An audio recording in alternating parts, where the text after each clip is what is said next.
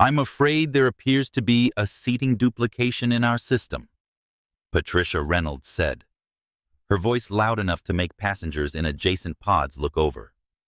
These seats were also assigned to another passenger, a very high-status Platinum Elite member. Darius Jackson paused his reading. Yes, is there a problem? Patricia tapped her tablet with a polished fingernail. Her platinum blonde hair pulled back in an immaculate bun, a smile thin as paper on her lips. Unfortunately, due to the passenger's status and a pressing need for him to be in this cabin, we are going to have to relocate you. Dr. Amara Jackson removed her headphones, sensing the shift in the atmosphere. A duplication. But our tickets were confirmed months ago. We selected these seats specifically. Patricia's smile didn't reach her eyes. Yes, computer glitches can be so frustrating, can't they? Unfortunately, we need to resolve this situation immediately. Darius's internal alarms began ringing. Seating duplication was highly unlikely on a modern booking system, and almost impossible to go unnoticed through check-in and boarding. Relocate us where exactly, he asked, his voice even and calm. We found 2 available seats for you in Economy Plus, Patricia said, as if this were a generous offer. It has a bit more legroom. We can offer you a couple of drink vouchers for your trouble. The insult hung in the air, thick and suffocating. From $9,000 lie-flat business class pods to slightly less cramped economy seats compensated with $12 cocktails. That's not acceptable, Amara said, her voice firm. Years as a doctor had taught her how to command respect. We paid for these seats. We have our boarding passes right here. The mistake, Patricia said, her tone dripping with condescension, is in the system, and my job is to resolve it. Just then, a well-dressed man in an expensive suit appeared behind Patricia. He looked irritated, entitled. This was Walter Prescott, a man whose self-importance filled the aisle. Is this sorted, Patricia? He asked impatiently. My seat is completely unacceptable. The recline function is making a noise and I should be next to my colleague. He gestured vaguely toward a seat a few rows ahead. Patricia transformed before their eyes. Her face softened, her voice becoming honeyed and apologetic. Mr. Prescott, so sorry for the delay. We're just getting it sorted now. These folks will be moving shortly. The word folks was delivered like a tiny poisoned dart. Darius looked from Patricia's sycophantic expression to Prescott's entitled sneer. The picture was becoming crystal clear. This wasn't a duplication. It wasn't a glitch. Prescott had a problem with his seat, and Patricia had decided that the black couple were the easiest, most disposable solution. Ma'am, Darius said, his voice now carrying a new weight of authority that made Patricia's head snap back toward him. Let me be very clear. We are not moving. Patricia's face hardened, the false pleasantries evaporating. Sir, I'm the lead flight attendant on this flight. My decision is final. If you refuse to cooperate, I will be forced to involve the captain, and we can have this conversation when we land. Or if you continue to be disruptive, we can divert the plane and have you met by authorities. It was the nuclear option, a threat designed to intimidate and silence. For a moment, the entire cabin was quiet, watching the drama unfold. Amara looked at Darius, her eyes flashing with a mixture of rage and disbelief. But Darius's face was a mask of placid observation. He was no longer just a husband on vacation. He was gathering data. The threat of diversion hung in the air, a vile coercive tactic. Darius knew it was empty. No pilot would divert a transatlantic flight for a seating dispute unless it escalated into a genuine security threat. Involving the captain sounds like a prudent next step, Darius said, his voice steady as a surgeon's hand. He folded his hands over his tablet. Please, by all means, let's get his input. Patricia's eyes narrowed. This wasn't the reaction she'd expected. She had anticipated angry shouting or cowed submission. This calm defiance was something else, and it infuriated her. With a curt, "Stay right there," she pivoted and marched toward the cockpit. Walter Prescott huffed impatiently, leaning against the bulkhead and crossing his arms, a lord of the manor, waiting for the servants to be evicted. 2 hours earlier, the air in the Polaris Lounge at Newark Liberty International was a soft hum of civilized anticipation. It smelled of espresso-warm pastries and the faint expensive scent of leather and perfume. Dr. Amara Jackson, a pediatric oncologist with hands that performed miracles on hearts the size of walnuts, leaned her head on her husband's shoulder. She watched the massive Boeing 787 Dreamliner being prepared on the tarmac, its graceful wings promising a swift journey to Paris. 10 years, she whispered, her voice a mix of awe and contentment. It feels like 10 minutes and 100 years all at once. There was more to this anniversary than just the passing of time.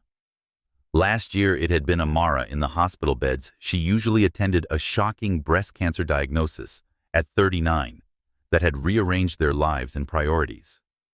After surgery, radiation, and the all-clear 6 months ago, this trip was not just a celebration of their marriage, but of life itself. Darius Jackson squeezed her hand, his eyes crinkling at the corners as he smiled. Best 10 years of my life. You know, I think I love you more now than the day we got married. Liar, she teased gently. You were a blubbering mess that day. It's a high bar to clear. He chuckled, a low, pleasant sound. Darius was a man defined by a quiet, unshakable calm. As a senior partner and lead auditor for Williams & Cooper LLP, one of the world's most formidable accounting and advisory firms, his job was to find order in chaos, to follow the numbers until they told their unvarnished truth. He specialized in the brutal, unforgiving world of airline financing and operational compliance. He knew the industry's secrets, its razor-thin margins, and the skeletons hidden in its closets. But today, he wasn't an auditor. He was just a husband taking his brilliant wife on a long overdue anniversary trip. They had splurged, using a combination of saved miles and cash, for 2 Transcontinental Airways First Sky pods, the lie-flat seats that promised champagne privacy, and a restful night's sleep before a week of romance in the City of Lights. Their boarding passes, clutched in Darius's hand, read, Seats 5A and 5B, window and aisle perfect. When their boarding group was called, they gathered their belongings, Amara's well-worn leather tote and Darius's sleek, understated briefcase, and joined the priority lane. The gate agent, a harried-looking woman named Vanessa, barely glanced at them as she scanned their tickets, her eyes already on the next person in line. It was a small thing, this momentary invisibility, but it was a familiar prick, a tiny reminder of the 1,000 daily paper cuts that came with navigating the world in black skin. Darius noticed it. He always noticed these things, the subtle shifts in attention, the tiny dismissals. His job required him to see patterns, to track discrepancies. But tonight was about celebration, not documentation. So he let it slide as they boarded the aircraft. On board, the atmosphere was serene. The flight attendants in the premium cabin moved with practiced grace, offering pre-departure drinks and warm nuts. Darius and Amara settled into their seats, marveling at the space, the plush bedding from Saks Fifth Avenue, and the sheer luxury of it all. This was the dream. This was the reward for years of grueling work, of residency and partnership, tracks of sacrifices made and goals achieved. As Darius helped Amara stow her bag in the overhead bin, he noticed the lead flight attendant observing them from the galley. She was an older woman with a name tag that read Patricia Reynolds. Her smile, which she bestowed freely on the white passengers settling in around them, seemed to vanish the moment her eyes met his. It wasn't overt hostility, just a sudden cold blankness, a switch being flipped off.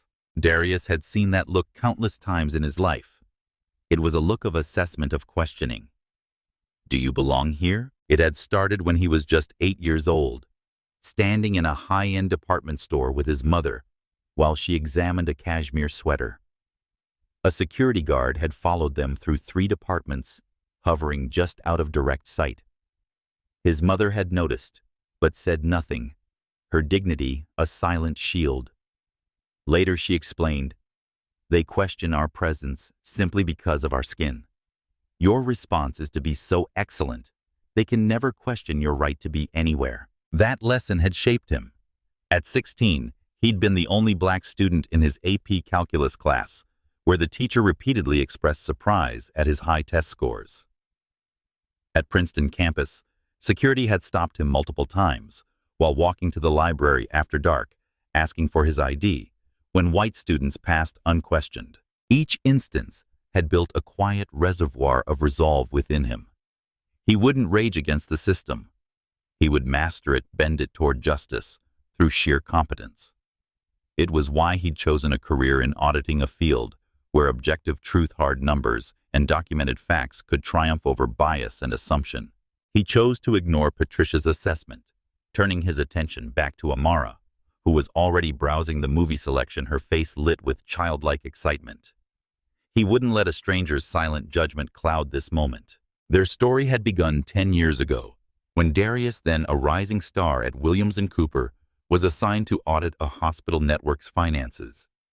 Amara was a second-year resident, rushing through the cafeteria when she literally ran into him, spilling coffee all over his meticulously pressed shirt. "I'm so sorry," she had said, mortified, trying to dab at the spreading stain. "I swear I'm more coordinated in the operating room." "I should hope so," he'd replied, laughing despite the ruined shirt. "Otherwise, I feel sorry for your patients." A week later, after running into each other repeatedly in the hospital corridors, he asked her to dinner. 6 months after that, he proposed at the top of the Empire State Building. A year later, they were married in a garden ceremony, where, true to Amara's prediction, Darius had indeed been a blubbering mess as she walked down the aisle. Their life together in their brownstone in Harlem was the fulfilling kind that looks effortless from the outside, but requires constant work and commitment. They balanced demanding careers with community involvement, sitting on boards for educational charities and mentoring young black professionals. And then the diagnosis, a routine mammogram that turned their world upside down. Amara the healer, suddenly the patient. Darius the analytical auditor, confronting a threat that couldn't be quantified on a spreadsheet. She had faced it with the same determination she brought to her most difficult surgeries, and he had been her unwavering support. Through the double mastectomy, the radiation, the slow recovery, they had emerged stronger, more appreciative of each day together. When this is over, he had promised her during a particularly rough day of treatment, "We're going to Paris. First class all the way. The best hotels, the finest restaurants. Bold of you to assume I'll want to eat rich French food after all this," she joked weakly. But the trip had become a beacon, a goal to work toward. The night before her final radiation treatment, as she lay curled against him, trembling with fatigue and fear, she'd whispered, "If I make it through this, I'm never letting anyone make me feel small again." He had held her tighter, made a silent vow that he would protect that resolution with everything he had. The cabin doors were closed. The safety demonstration began, and the plane pushed back from the gate. As the engines spooled up with a powerful whine, Darius took Amara's hand. They were on their way. The humiliation was still miles away, an unseen turbulence in the clear air ahead. But the conditions for the storm were already forming in the mind of Patricia Reynolds. Patricia had been flying for Transcontinental Airways for 22 years. She had seen the industry change, had weathered 9/11, multiple mergers, pay cuts, and pension reductions. She prided herself on running a tight ship, on keeping first and business class the sanctified spaces they were meant to be. She had also, over those 2 decades, developed certain instincts, certain patterns she recognized. She could spot a passenger traveling on an upgrade on points, or, as she suspected with these two, on some kind of special employee pass. It wasn't anything racial, she would insist, if ever confronted. It was just experience. As she prepared the galley for the long transatlantic flight, she kept an eye on the Jacksons. They weren't causing any trouble, but something about them made her uncomfortable.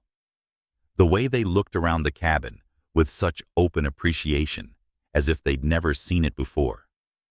The casual clothing, him in dark jeans, and a button-down, her in sleek leggings, and an oversized sweater when most of the other premium passengers wore business attire.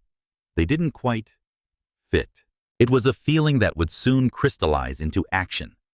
a snap judgment that would have consequences far beyond what Patricia Reynolds could possibly imagine as the massive aircraft lifted off American soil and climbed into the night sky.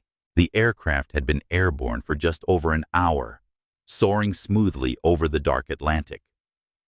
The dinner service, a surprisingly delicious affair of herb-crusted lamb and truffle-mashed potatoes, had just been cleared. Amara was engrossed in a French film, her headphones blocking out the world, while Darius was reading a novel on his tablet. The cabin was a peaceful cocoon of quiet conversations and the soft clinking of glasses. Patricia moved through the cabin with practiced efficiency, her service polished if not particularly warm. Darius noticed that her interactions with the passengers seemed to vary significantly. For Walter Prescott, in 4E, a silver-haired executive type who had made several demanding requests. Already, it was Mr. Prescott. Would you care for another scotch?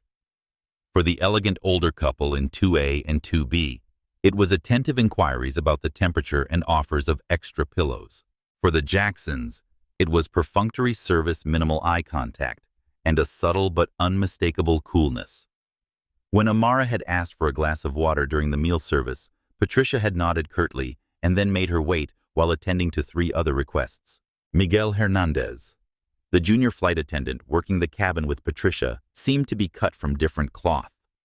Young perhaps in his mid-20s, with a quick smile and genuine warmth, he treated all passengers with equal courtesy. When he brought Amara her dessert, he spent a moment chatting about Paris, recommending a small patisserie near the Louvre that his sister had discovered on her honeymoon. Your first time in Paris? Miguel asked, his eyes bright with enthusiasm. Yes, Amara replied, matching his smile. It's been on our bucket list forever. Anniversary trip, Darius added, enjoying the moment of normal, friendly interaction. Congratulations. How many years? Miguel asked. 10, they replied in unison, then laughed. That's wonderful, Miguel said sincerely. I'll make sure we have some champagne for a toast later. Miguel's warmth wasn't just professional courtesy. He'd grown up in a predominantly Black and Latino neighborhood in the Bronx, raised by a single mother who worked 3 jobs to put him and his sister through school. He'd seen firsthand how his mother, a hospital custodian, was treated differently than the white administrators she worked alongside. The casual dismissals, the assumptions about her intelligence or worth. His sister Maria had experienced similar treatment as one of the few Latina students at her college. These experiences had shaped Miguel's worldview and his approach to his work. He believed in treating everyone with the same respect regardless of their appearance or background. It was a principle that sometimes put him at odds with senior crew members like Patricia, who operated on a more traditional hierarchy of service approach. As Miguel moved on to the next row, Darius caught Patricia watching the interaction from the galley, her lips pressed into a thin line of disapproval. There was something in her gaze that made him uneasy, a coldness that seemed to go beyond the usual distinctions between premium and economy passengers. Halfway through the dinner service, a commotion started a few rows ahead. Walter Prescott was gesturing angrily at his seat, his voice rising above the ambient hum of the aircraft. This is completely unacceptable, he was saying to Patricia. The seat is making a grinding noise every time I adjust it. I can't possibly sleep like this. Patricia was all solicitous concern. I'm so sorry, Mr. Prescott. Let me see if I can reset the system. She spent several minutes fiddling with controls under the armrest, but the whining noise persisted whenever the seat was reclined. Prescott's frustration was mounting visibly. Look, he said, his voice sharp with entitlement. I'm a Platinum Elite member. I've flown over 200,000 miles with this airline this year alone. I need a seat that works. Of course, Mr. Prescott. Let me see what I can do. Patricia assured him before disappearing into the galley. Walter Prescott watched her go, drumming his fingers impatiently on the armrest. At 58, he was the type of man who had spent his entire life being catered to. As senior vice president at Somerset Financial, he was accustomed to deference to problems being solved swiftly and silently. His world operated on a clear hierarchy, those who served and those who were served. The idea of waiting, of enduring discomfort for even a moment longer than necessary, was anathema to him. He hadn't explicitly asked for anyone to be moved. That wasn't his concern. He had simply articulated a problem and expected it to be solved.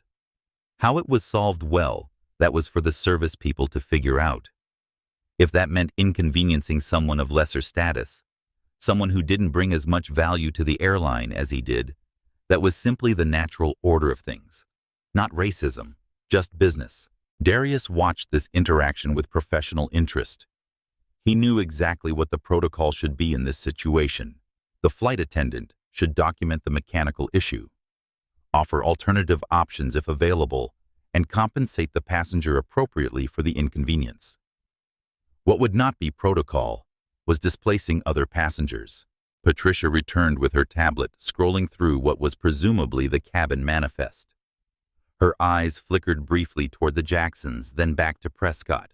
"Mr. Prescott, if you can give me a few minutes, I believe I can resolve this situation for you," she said, her voice low, but carrying enough that Darius could hear it. Prescott nodded impatiently. "Just fix it. I need to get some sleep before my meeting tomorrow." As Patricia retreated to the galley, Darius saw her huddle with Miguel, speaking in hushed tones. Miguel's expression shifted from neutral to concerned, and he shook his head slightly. Patricia's response was inaudible, but her body language was unmistakable. She was pulling rank, shutting down whatever objection the younger flight attendant had raised. In the galley out of passenger view, Patricia had made her decision. "We need to move the Jacksons to economy," she told Miguel flatly. "Mr. Prescott needs a working seat." "But there's no duplicate booking," Miguel protested. "We can't just move passengers who paid for these seats. Can't we offer Mr. Prescott compensation and fix his seat when we land?" Patricia's eyes narrowed. "Miguel, I've been flying for 22 years. I know how to handle these situations. The Jacksons are probably traveling on buddy passes or some corporate deal. Prescott is Platinum Elite. He spends tens of thousands with us annually. It's simple math." "That's not right," Miguel said quietly. "We have no idea how they booked their tickets, and it shouldn't matter. When you've been doing this as long as I have, you develop an eye for who belongs and who doesn't," Patricia replied, her tone making it clear the discussion was over. "Now, are you going to help me handle this professionally, or do I need to note your insubordination in my report?" Miguel fell silent, torn between his sense of justice and his practical need for this job. His mother's medication wasn't going to pay for itself, and jobs with benefits were hard to come by. Patricia took his silence as acquiescence. "Good. Now go check on 2A and 2B while I handle this." Darius felt a prickle of apprehension. Something was happening, something that involved them. His auditor's instincts, honed by years of identifying discrepancies and irregularities, were sending clear warning signals. Amara, still watching her film, hadn't noticed these subtle dynamics playing out. He decided not to alert her yet, not wanting to disrupt her enjoyment of the flight until he was certain there was cause for concern. The cabin lights had been dimmed to a soft twilight glow, creating a more intimate atmosphere. Most passengers were settling in for the night, reclining their seats and pulling up blankets. The white noise of the engines created a cocoon of privacy, each pod a small island in a sea of comfortable isolation. Then the cocoon was breached. Patricia appeared at their pod, her posture rigid, her smile conspicuously absent. She wasn't holding a tray of drinks or a dessert menu. She was holding her tablet, and her expression was one of stern professional concern, a mask Darius knew all too well. It was the face people wore when they were about to deliver bad news they felt was entirely justified. "Excuse me, Mr. and Mrs. Jackson," she said, her voice loud enough to make the passengers in adjacent pods look over. "I'm afraid there appears to be a seating duplication in our system." "I'm afraid there appears to be a seating duplication in our system," Patricia repeated, tapping her tablet with a polished fingernail. "It seems these seats 5A and 5B were also assigned to another passenger, a very high-status Platinum Elite member." Amara took off her headphones, sensing the shift in the atmosphere. "A duplication. But our tickets were confirmed months ago. We selected these seats specifically. Patricia offered a thin, unsympathetic smile. Yes, computer glitches can be so frustrating, can't they? Unfortunately, due to the passenger's status and a pressing need for him to be in this cabin, we are going to have to relocate you. Darius's internal alarms were blaring. Seating duplication highly unlikely on a modern booking system and almost impossible to go unnoticed through check-in and boarding. Pressing need unless the passenger was a federal air marshal or a surgeon performing an in-flight transplant. There was no such thing. This was manufactured. Relocate us, where Darius asked, his voice even and calm, betraying none of his internal analysis. We found 2 available seats for you in economy. Plus, Patricia said, as if this were a generous offer. It has a bit more legroom. We can offer you a couple of drink vouchers for your trouble. The insult hung in the air, thick and suffocating.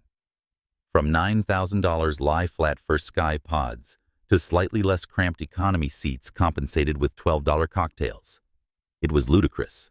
That's not acceptable, Amara said, her voice firm.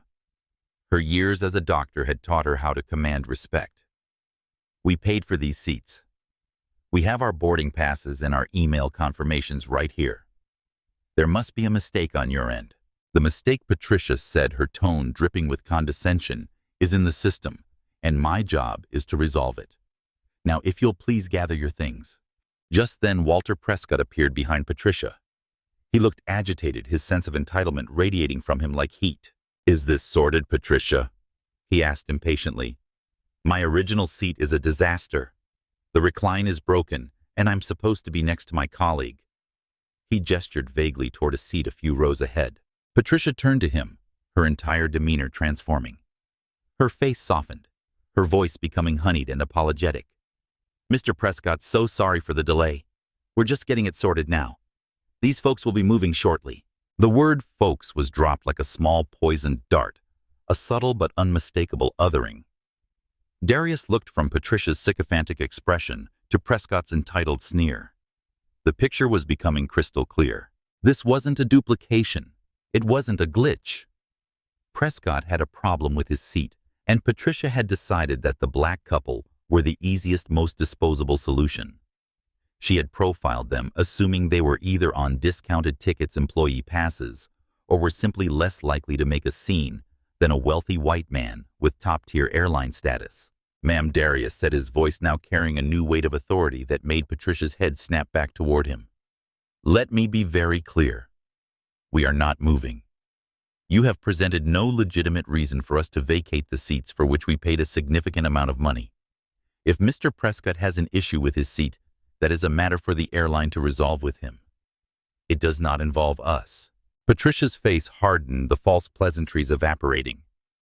Sir, I'm the lead flight attendant on this flight. My decision is final. If you refuse to cooperate, I will be forced to involve the captain, and we can have this conversation when we land. Or if you continue to be disruptive, we can divert the plane and have you met by authorities. Now, which will it be? It was the nuclear option, a threat designed to intimidate and silence. For a moment, the entire cabin was quiet, watching the drama unfold. Amara looked at Darius, her eyes flashing with a mixture of rage and disbelief. But Darius's face was a mask of placid observation. He was no longer just a husband on vacation. He was gathering data. The threat of diversion hung in the air, a vile, coercive tactic. Darius knew it was empty. No pilot would divert a transatlantic flight for a seating dispute unless it escalated into a genuine security threat. But the public nature of the accusation, the implication that he was the one being disruptive, was a calculated move designed for maximum humiliation. Involving the captain sounds like a prudent next step, Darius said, his voice as steady as a surgeon's hand. He folded his hands over his tablet. Please, by all means, let's get his input. Patricia's eyes narrowed. This wasn't the reaction she'd expected. She had anticipated angry shouting or cowed submission. This calm defiance was something else, and it infuriated her. With a curt, "Stay right there," she pivoted and marched toward the cockpit. Prescott huffed impatiently, leaning against the bulkhead and crossing his arms, a lord of the manor waiting for the servants to be evicted. A few minutes later, Patricia returned, a grimly triumphant look on her face. Behind her was Captain Rodriguez, a man in his mid-50s with salt and pepper hair and an air of weary authority. He did not look pleased to be dragged from his flight deck for a cabin dispute. "Folks." Captain Rodriguez began, his voice low and gruff, clearly wanting this over with. "Patricia tells me there's some confusion about the seating." Captain Amara interjected, her professional demeanor fully engaged. "There is no confusion. There is a breach of contract. We purchased these seats.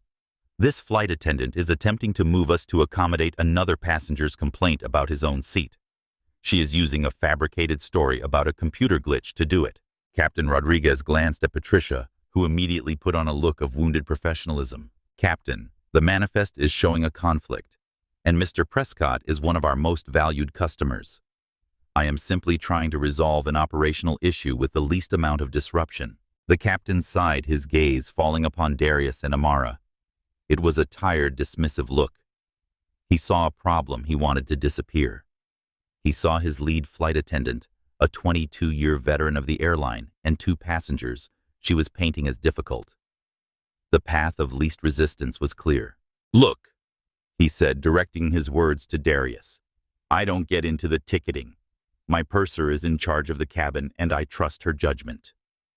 She says, you have to move. You have to move. We can sort out the compensation and complaints on the ground. For now, for the safety and order of this flight, I need you to cooperate with my crew." It was a classic closing of ranks. He hadn't investigated. He hadn't asked to see their boarding passes or confirmations. He had taken his crew members' side, full stop. The finality in his tone was the closing of a door. There was nothing more to be said here that wouldn't escalate the situation into exactly the disruption Patricia was trying to pin on them. Protesting further would only play into their hands. Darius looked at Amara, a silent communication passing between them. Her eyes were filled with fire, but she saw the cool, strategic glint in his. She saw him shift from husband to auditor. He gave a tiny, almost imperceptible nod. "We fight this later, on our terms." Amara clenched her jaw and nodded back. "Fine," Darius said to the captain, his voice devoid of emotion. "We will move, but I want your name, and the purser's name noted for my official complaint." Captain Rodriguez, the pilot, said curtly.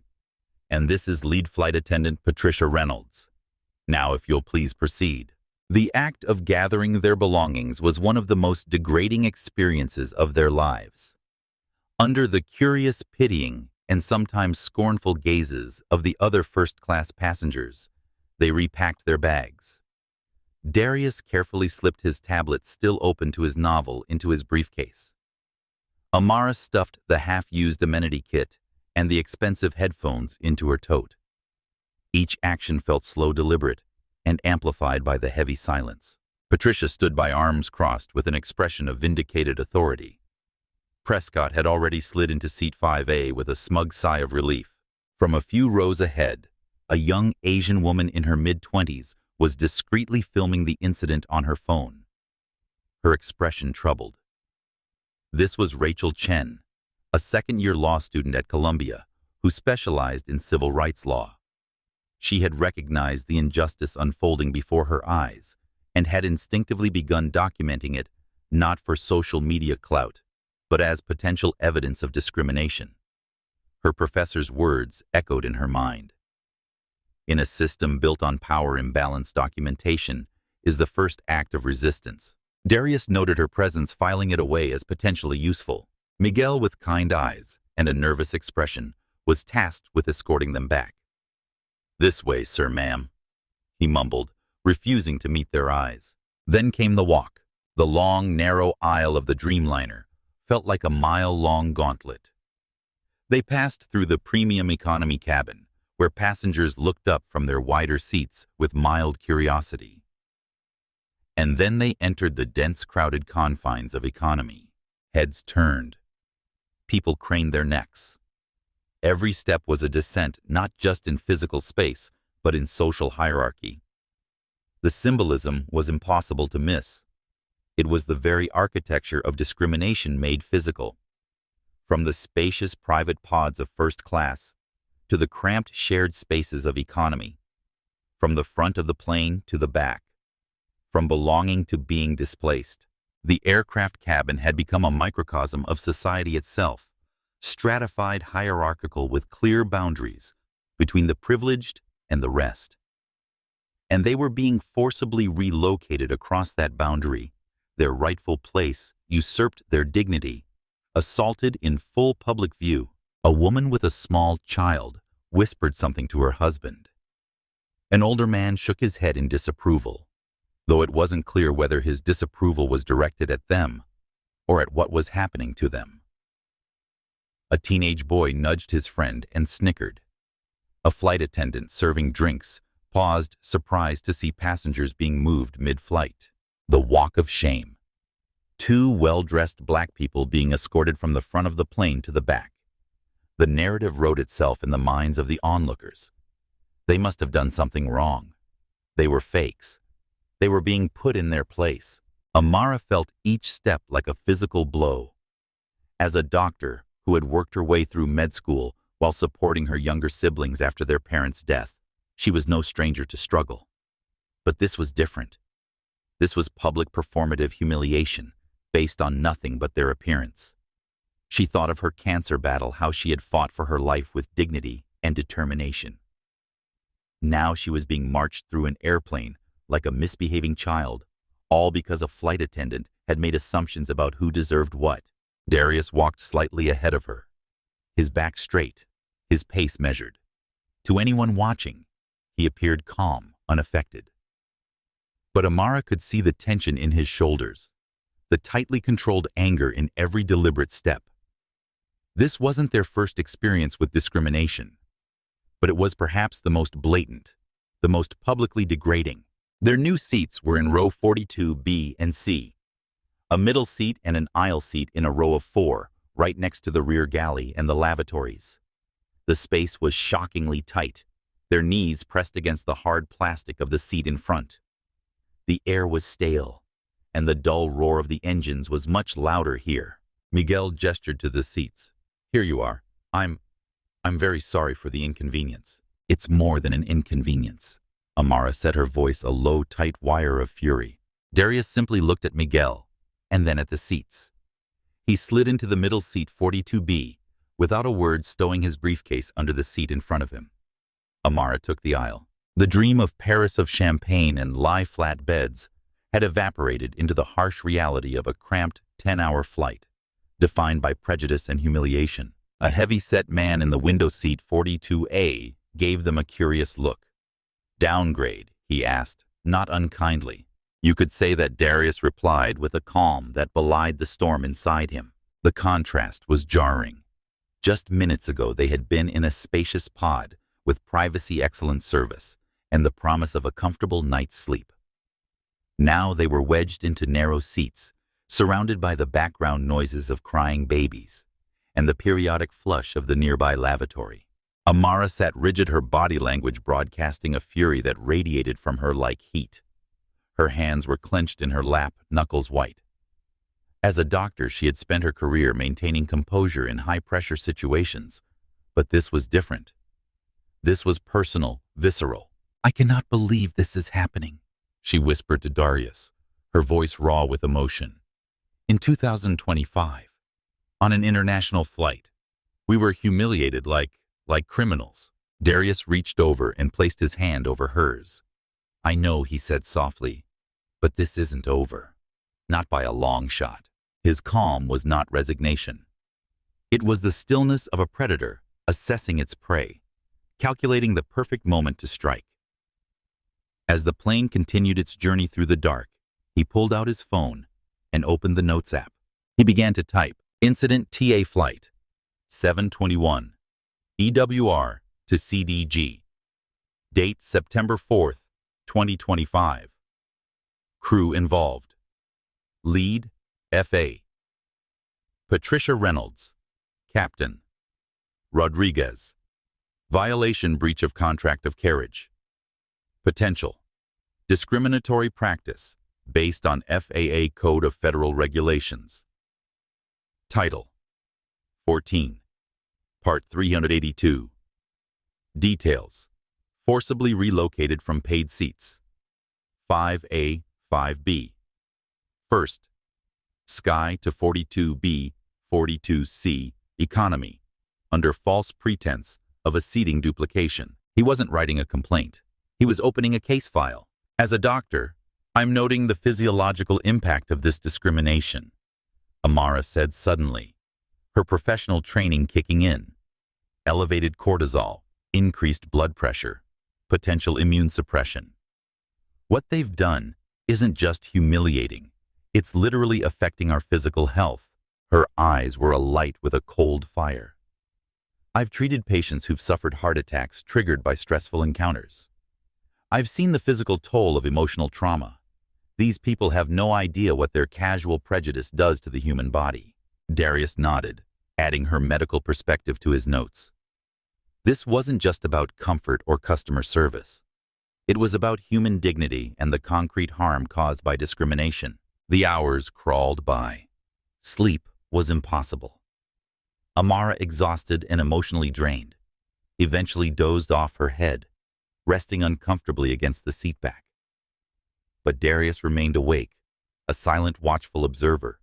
In the dim, recycled air of the economy cabin, every 30 minutes the chemical scent of the lavatory flushing would waft over their row. The service back here was perfunctory small plastic cups of water, a prepackaged lukewarm sandwich. It was a different world from the front of the plane. Darius was not idle. He noted the crew's response times to call buttons in economy versus what he'd observed in first class. He noted the demeanor of the flight attendants. He was building a comprehensive picture of operational standards on this particular flight. His fury had been distilled into a cold, methodical focus. It was during a period of turbulence about 4 hours into the flight that Miguel came to their row.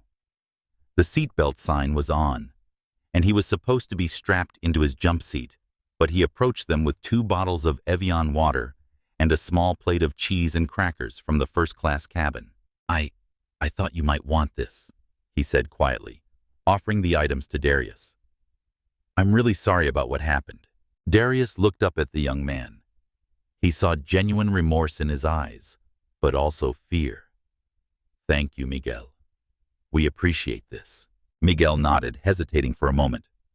He glanced toward the front of the plane, then leaned in slightly, lowering his voice. Look, I shouldn't be telling you this, but there was no duplication.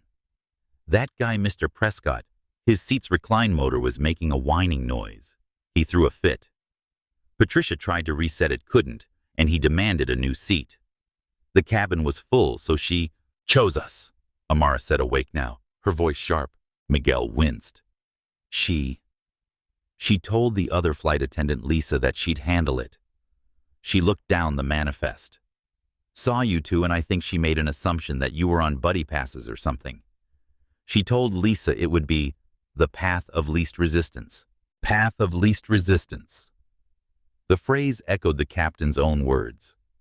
It was code. It meant the people you assume have the least power, the least voice, the ones who won't make a scene that matters. And the captain, Darius, asked, his tone neutral. He just backs Patricia no matter what. She's been here forever. He hates cabin issues. He just wanted it to go away, Miguel whispered. He looked terrified, as if the walls had ears. Listen, I need this job. I've got student loans, and my mom depends on my income for her medication. She has rheumatoid arthritis, and the biologics she needs cost thousands a month. I'm the only one in the family with good health insurance. He swallowed hard. But what happened to you was wrong. If you're going to report this, I'll back you up. Just discreetly, if possible. You should file a formal complaint, a big one. This isn't the first time I've seen her do something like this, but never this bad. We intend to, Darius said calmly. Thank you for your honesty, Miguel. It's noted. The word noted seemed to hang in the air with a peculiar weight. Miguel gave a nervous smile, collected their empty plastic cups, and retreated to his jump seat as the turbulence smoothed out. Amara turned to Darius, her eyes blazing in the dim light. Mark, Did you hear that? A broken recline motor? They humiliated us, paraded us through the plane like criminals over a squeaky chair. I heard Darius said, his thumb tapping silently on his phone screen, adding Miguel's testimony to his notes. Every word. What are we going to do? A complaint form will just get us a few thousand miles, and a canned apology letter from some low-level customer service drone. Darius finally looked away from his phone and met her gaze. The placid mask was gone. In his eyes, she saw the cold, calculating fire of the man who dismantled corporate malfeasance for a living. "Oh, we're going to file a complaint." "A," he said, his voice a low, dangerous hum. "But it's not going to be on a customer service form, and it's not going to be addressed to the customer service department.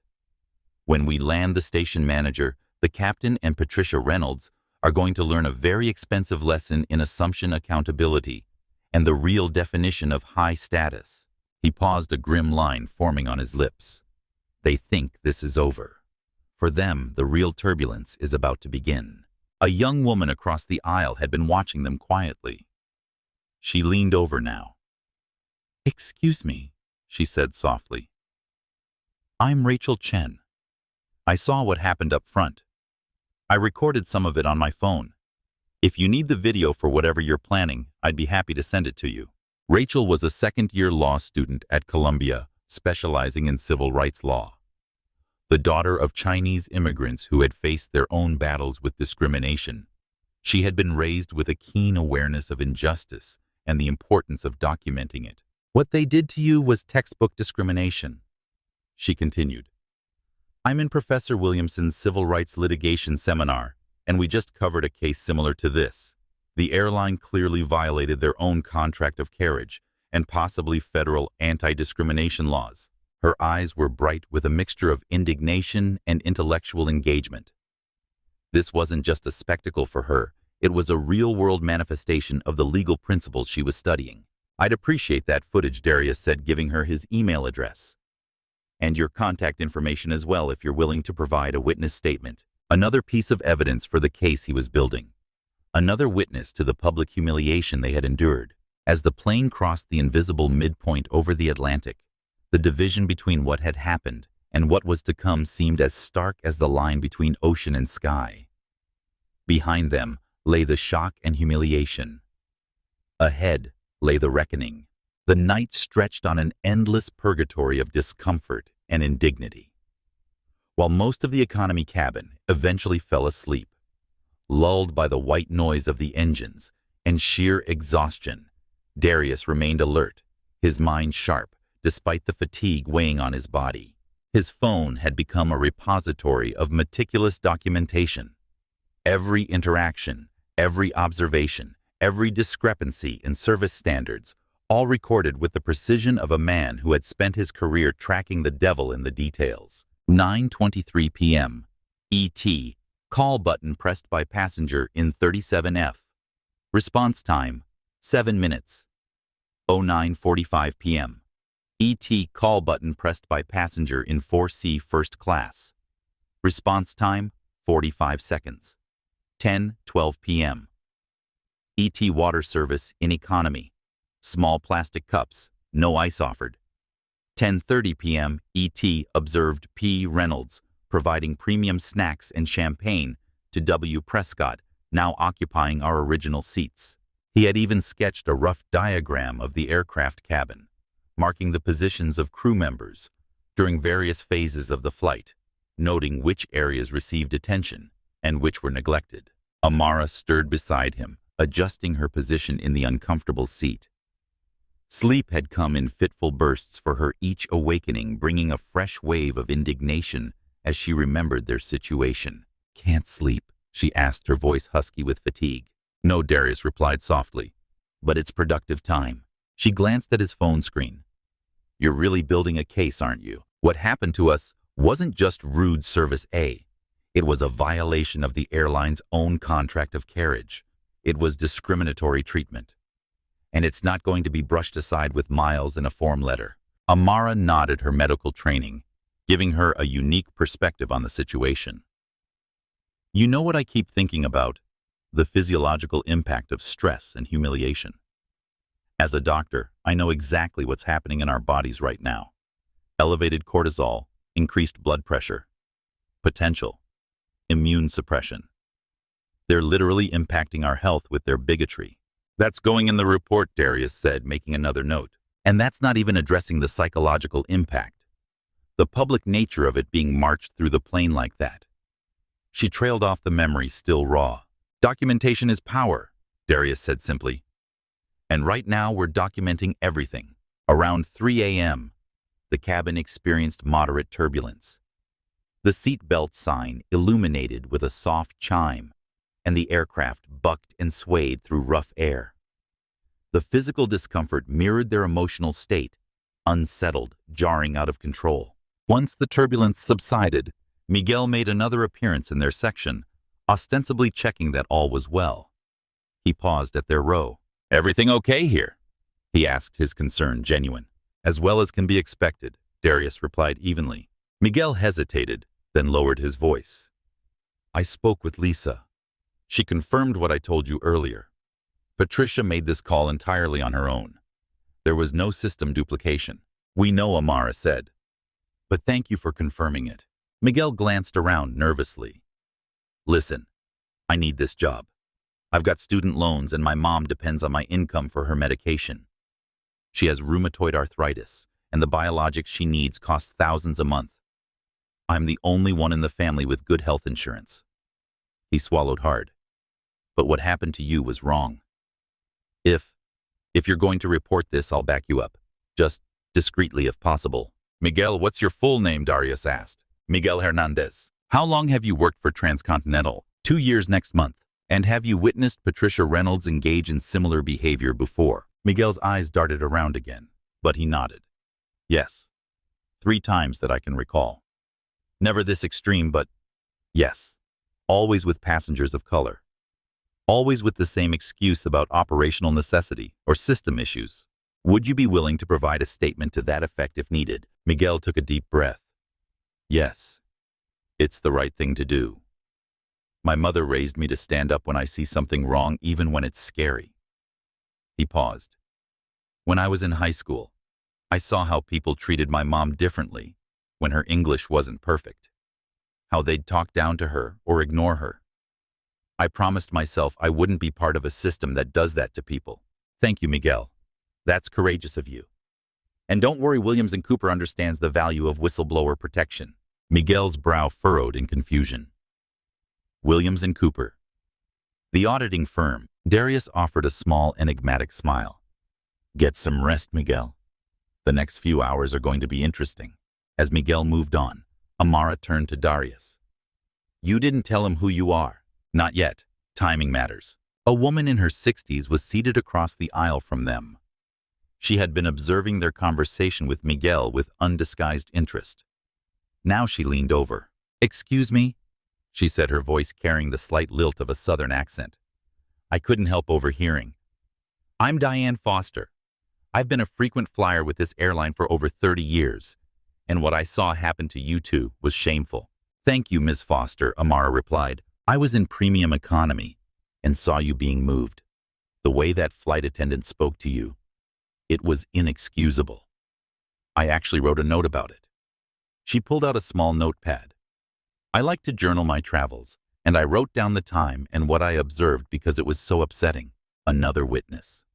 Another piece of evidence. Darius exchanged contact information with her, adding her account to his growing dossier. The pattern continued throughout the night. Word had spread through the economy cabin about what had transpired, and several passengers approached to offer their observations, their sympathy, their outrage. A business traveler named James Wilson had been seated near enough to the first-class cabin to overhear Walter Prescott complaining about his seat. A college student named Zoe Martinez had been filming a day in the life vlog and had inadvertently captured the beginning of the confrontation. Each interaction, each testimony was meticulously recorded in Darius's notes. The case was building brick by brick, a solid wall of evidence that would be impossible to dismiss. Meanwhile, in first class, Patricia Reynolds was having second thoughts. The confidence she had felt earlier in the flight was beginning to waver. There had been something about the way the Jacksons had accepted their relocation too calm, too measured. Most passengers would have either created a scene or collapsed in defeated embarrassment. Their controlled acquiescence was unsettling, and that comment about Williams and Cooper that Miguel had mentioned when he returned from economy, it nagged at her. Why would a passenger mention an auditing firm? She tried to dismiss the thought. They were probably just name-dropping, trying to sound important. Still, a slight unease had taken root. Walter Prescott, oblivious to the storm brewing around him, was sound asleep in seat 5A. His seat fully reclined, the faint whine of its motor now barely noticeable beneath the ambient noise of the aircraft. In his world, problems were solved by other people. That was the natural order of things. He had complained, and the problem had disappeared. Mission accomplished. Captain Rodriguez, too, had put the incident out of his mind. In his 25 years of flying, he had learned that cabin issues were best left to the purser. His job was to fly the aircraft safely, not to adjudicate passenger disputes. If Patricia said the Jacksons needed to be moved, then they needed to be moved. End of story. None of them had any inkling of the meticulous documentation taking place in row 42, or the network of witnesses being quietly assembled by the displaced passengers. None of them could foresee the earthquake that would shake the foundations of their careers in just a few short hours. Around 5 a.m. Eastern Time, as the aircraft began its gradual descent toward Europe, the cabin lights slowly brightened, simulating dawn. The breakfast service began, hot towels and mimosas in first class, visible through the curtain divider, and plastic-wrapped pastries and coffee in economy. Patricia Reynolds was nowhere to be seen in their section, having delegated all economy service to the other flight attendants. It was a small mercy. Amara had confessed that she wasn't sure she could look at the woman without saying something that might actually justify removal from the aircraft. The man in the window seat beside them, who had introduced himself as Tom Baker earlier in the flight, had slept through most of the drama. Now awake and catching up on what had transpired, he shook his head in disbelief. "That's straight-up discrimination," he said bluntly. "You two should sue the airline." "We have something more effective in mind," Darius replied. As the French coastline came into view through the small windows, a sense of anticipation began to build. The humiliation of the night was giving way to the determination of the morning. Paris awaited them, but first there was business to conduct. Darius reviewed his notes one final time, organizing the evidence, preparing his approach. He was no longer just a passenger who had been wronged. He was Williams and Cooper, senior partner Darius Jackson, lead aviation auditor, and he was about to remind Transcontinental Airways exactly what that meant. The descent into Charles de Gaulle Airport was gray and drizzly, a stark reflection of Darius and Amara's mood. The moment the wheels touched the tarmac with a loud chirp, a sense of grim purpose settled over Darius. The vacation could wait. Business came first. As the plane taxied to the gate and the fasten seatbelt sign pinged off a wave of passengers, immediately stood up, flooding the aisle. Darius and Amara remained seated, a small island of calm in the chaotic rush to deplane. Amara knew what he was waiting for. He was allowing the cabin to empty, setting his own stage. "Ready?" he asked as the last few economy passengers filtered past them. "More than ready," she replied, her exhaustion momentarily eclipsed by anticipation. They made their way forward, moving against the diminishing stream of deplaning passengers. As they approached the premium cabins, a flight attendant named Lisa, who had been primarily serving economy, gave them a confused look. "The exit is behind you," she said, gesturing toward the rear of the aircraft. "We're aware," Darius replied, simply continuing forward. They passed through premium economy, then the dividing curtain into first class. The cabin was now empty of passengers. Up ahead, Patricia Reynolds was laughing with another flight attendant, the relief of a completed flight evident on her face. Captain Rodriguez had emerged from the cockpit, flight bag in hand, chatting with the first officer. For them, the incident with the Jacksons was a distant memory, a minor annoyance now forgotten. Patricia noticed them first. Her smile vanished instantly, replaced by a look of sharp annoyance. "The plane is deplaning," she said dismissively, not even bothering to look at them directly. "You need to exit." "We will," Darius said, his voice calm but resonant in the quiet cabin. "But first, I require a moment with you, the captain and the ground station manager." The captain overheard this and turned around.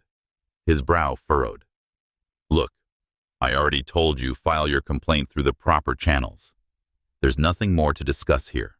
"I'm afraid there is, Captain Rodriguez." Darius replied, his politeness an unnerving counterpoint to the captain's irritation.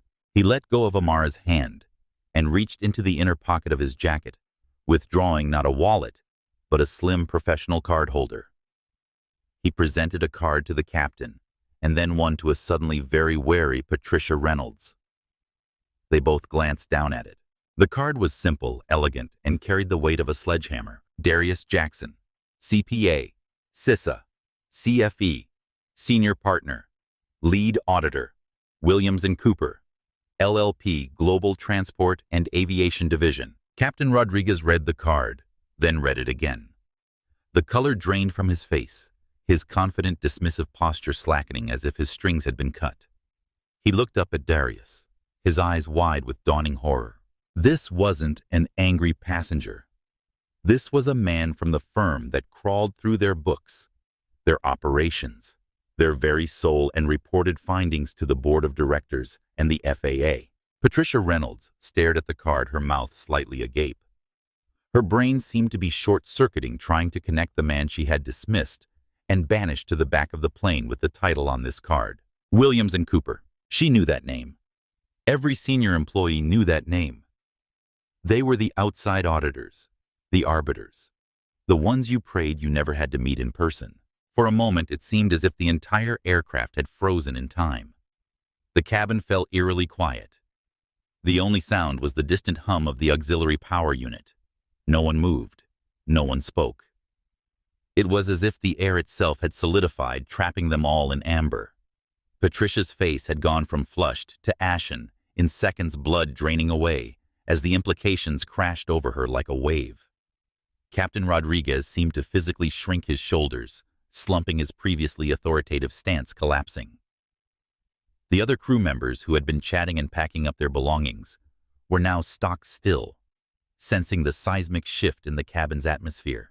In that frozen moment, the power dynamic that had defined their interaction at 35,000 feet inverted completely.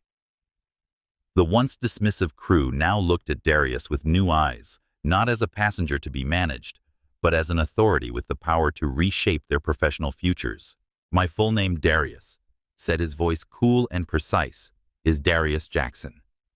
For the past 16 months, my firm, Williams & Cooper, has been contracted by Transcontinental Airways Board of Directors to conduct a comprehensive, top-to-bottom audit of operational efficiency, financial compliance, and customer service protocols.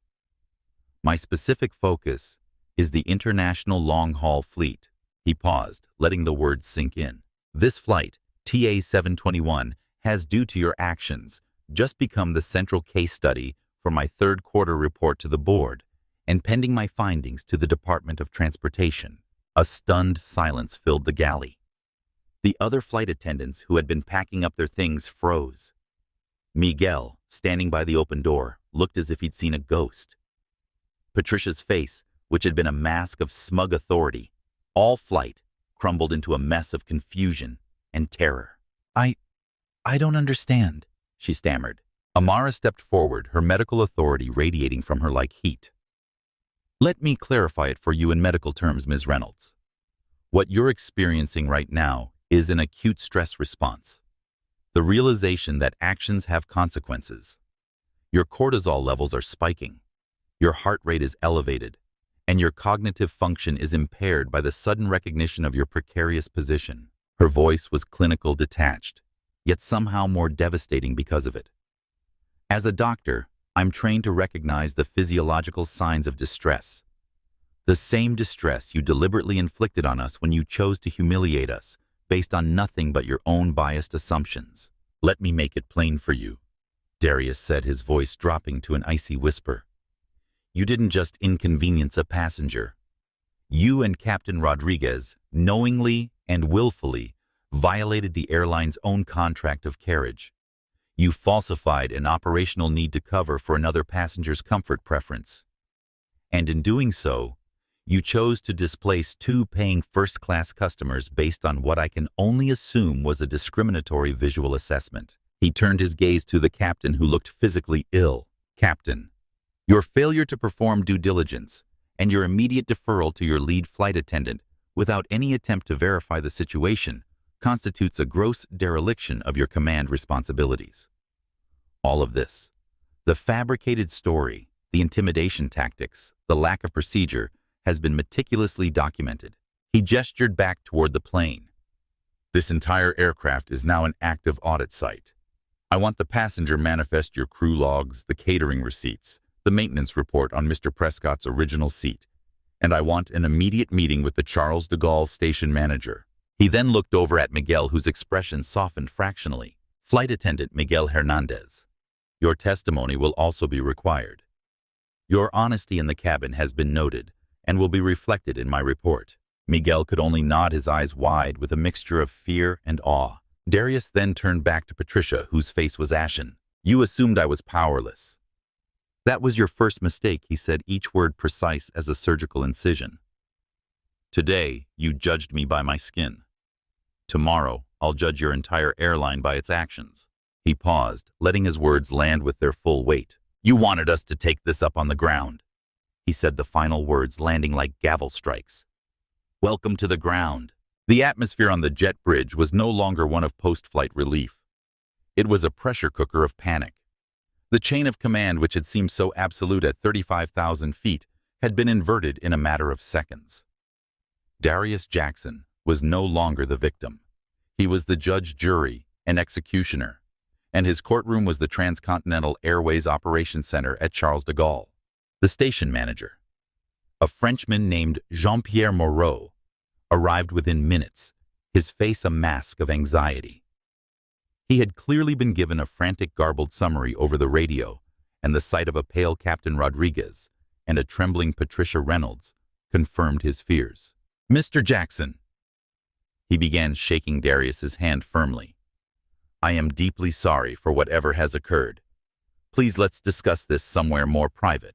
Darius, now fully in his professional element, was direct and uncompromising. Mr. Moreau, as of this moment, Flight TA-721 and its crew are subject to a priority operational audit. I need a secure office access to your computer systems and all physical and digital records pertaining to this flight immediately.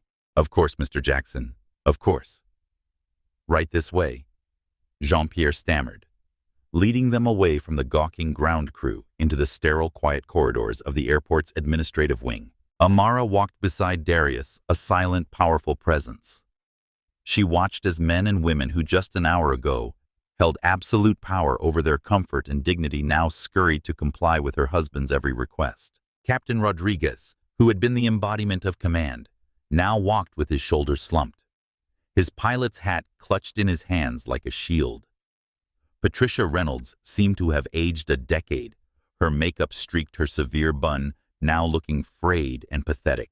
In a bland, windowless conference room, the unraveling began. Jean-Pierre frantically typed on a terminal, his forehead beaded with sweat. Let's start with the passenger manifest, Darius said, as Jean-Pierre frantically typed on a terminal. I want to see the original seat assignments for all passengers as of 24 hours pre-flight, and a log of any changes made since. The data came up on the screen. It was exactly as Miguel had said. Walter Prescott was assigned to seat 4E. Darius and Amara Jackson were in 5A and 5B. There was no duplication. There was no glitch. Now Darius continued. Let's pull up the maintenance logs. I want to see any reported issues from the crew for seat 4E. After a few moments of searching, a log entry appeared. It was time-stamped, just after the meal service. Lead F.A. Reynolds reports passenger complaint of high-pitched whine from reclined motor in seat 4E. Engineering to inspect upon arrival. Darius let the information hang in the air. So to be clear, he set his eyes scanning the room, The issue was a minor mechanical fault, not a double booking. He looked directly at Patricia. Lead flight attendant Reynolds. Why did you inform us that our seats had been duplicated? Patricia swallowed hard. Her voice was a hoarse whisper. I misspoke. It was a stressful situation. I was trying to de-escalate. You were trying to de-escalate by lying. Darius countered, his voice sharp as broken glass. And then you threatened us with diversion and arrest for being disruptive when we questioned that lie. Is that also part of Transcontinental Airways de-escalation protocol? She had no answer. She just stared at the table, her career flashing before her eyes. Darius then turned to the captain. Captain Rodriguez, your lead flight attendant presented you with the situation. Did you at any point ask to see the manifest? Did you ask to see my wife's and my boarding passes? Did you attempt to verify her story in any way? Rodriguez shifted in his seat. Patricia has been flying for 22 years. She's one of my most senior crew. I trusted her assessment of the situation in her cabin. So your command responsibility does not include verification of facts, Darius pressed. You simply rubber-stamp the decisions of your subordinates, especially when it involves the forcible relocation of paying customers. The captain flinched. The implication was clear. His negligence was not just a customer service failure. It was a safety and security failure. He had allowed a lie to dictate his command. The interrogation continued for another hour. Darius pulled up Patricia Reynolds' employee file. He found a pattern of minor complaints, several of which involved seating disputes with minority passengers, all dismissed with a note from her supervisor. He cross-referenced Walter Prescott's travel history, noting his frequent upgrades and a history of being a demanding customer. The numbers were telling a story of systemic bias of a culture where the complaints of a high-status white passenger were prioritized over the contractual rights of black passengers, facilitated by a crew and captain who took the path of what they assumed would be the least resistance. While Darius conducted his audit, Amara made a call to their hotel, the Four Seasons George V. She calmly explained that their arrival would be delayed due to an incident with the airline, and that her husband was currently conducting an official audit at the airport. The name Williams and Cooper and the word audit worked like magic. The hotel manager was immediately on the line, assuring her their suite would be held, their dinner reservations could be moved, and a private car would be sent to the airport to wait for as long as they needed. The world was rearranging itself to accommodate them. A stark contrast to the disrespect they had endured on the flight. Finally, Darius closed his laptop. Mr. Moreau, he said to the ashen-faced station manager, I have what I need for my preliminary report. This crew is to be grounded pending the full investigation, which will be initiated by Transcontinental Airways Corporate and my office on Monday morning. They are not to work another flight. They will be flown back to Newark as passengers in economy. The final sentence was delivered without a hint of irony, a simple, brutal statement of fact. Karma, Darius knew, was best served cold and by the book. Of course, Mr. Jackson, Jean-Pierre stammered. I'll arrange it immediately. Darius stood gathering his materials. My wife and I have been awake for over 24 hours, subjected to humiliation and discrimination, and denied the first-class service we paid for. We will now be proceeding to our hotel. You can expect my preliminary report to be on the CEO's desk by this time tomorrow. He paused at the door, turning back to face the shell-shocked crew one last time. You made an assumption about us based on the color of our skin. You presumed we were powerless. That was your first mistake. Your second was lying to cover it up. Both will cost you dearly. With that, he took Amara's hand, and they walked out of the conference room, leaving behind the wreckage of careers and the beginning of what would become a corporate earthquake. The sleek black Mercedes that the Four Seasons had sent was waiting for them at the VIP exit of Charles de Gaulle Airport. The driver, a distinguished gentleman in an immaculate uniform, held a sign reading simply, Jackson, Williams and Cooper. As they approached, he gave a respectful bow. Dr. and Mr. Jackson, welcome to Paris. The hotel has asked me to extend their deepest apologies for your difficult journey. I am at your service for the duration of your stay. In the luxurious quiet of the car's interior, as they pulled away from the airport, Amara finally allowed herself to exhale. The tension that had held her rigid for hours began to seep away, leaving behind a bone-deep exhaustion. "I can't believe what just happened," she said, her voice barely above a whisper. Darius squeezed her hand. "Which part?" "All of it. The discrimination, the humiliation, and then watching you transform into, I don't know, some kind of corporate avenging angel." He smiled faintly.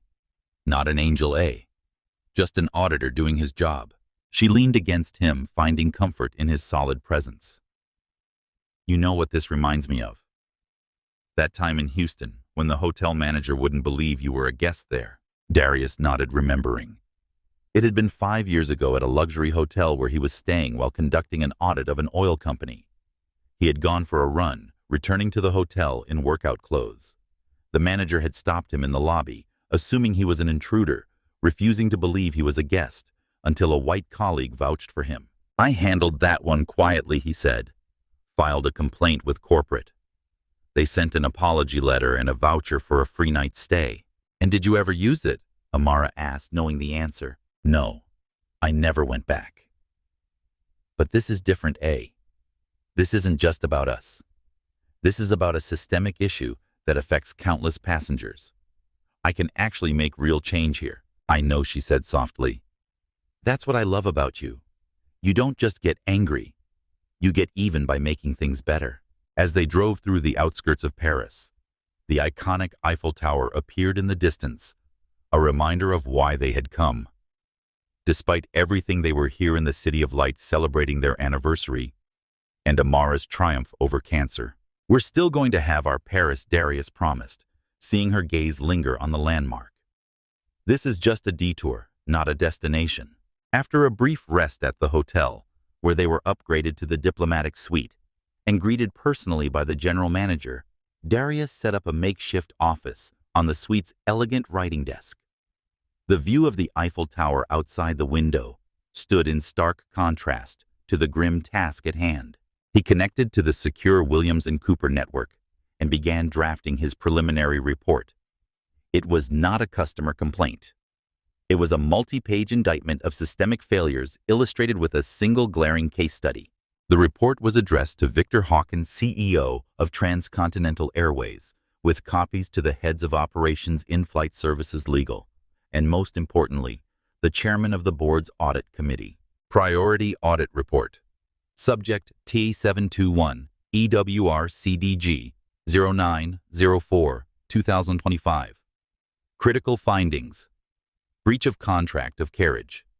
Discriminatory practices. Command structure. Failure. Mr. Hawkins, this preliminary report documents critical operational failures observed firsthand during TA 721 on September 4, 2025. These failures represent significant legal and reputational risk to Transcontinental Airways. As you are aware, Williams & Cooper has been engaged to conduct a comprehensive audit of TA's international operations. While this audit is still in progress, the incident documented herein requires immediate executive attention. The report went on to detail, in meticulous, dispassionate language, exactly what had transpired. It included timestamps, direct quotes, and references to the airline's own internal documentation, contradicting the story Patricia Reynolds had fabricated. It was not emotional. It didn't need to be. The facts spoke for themselves.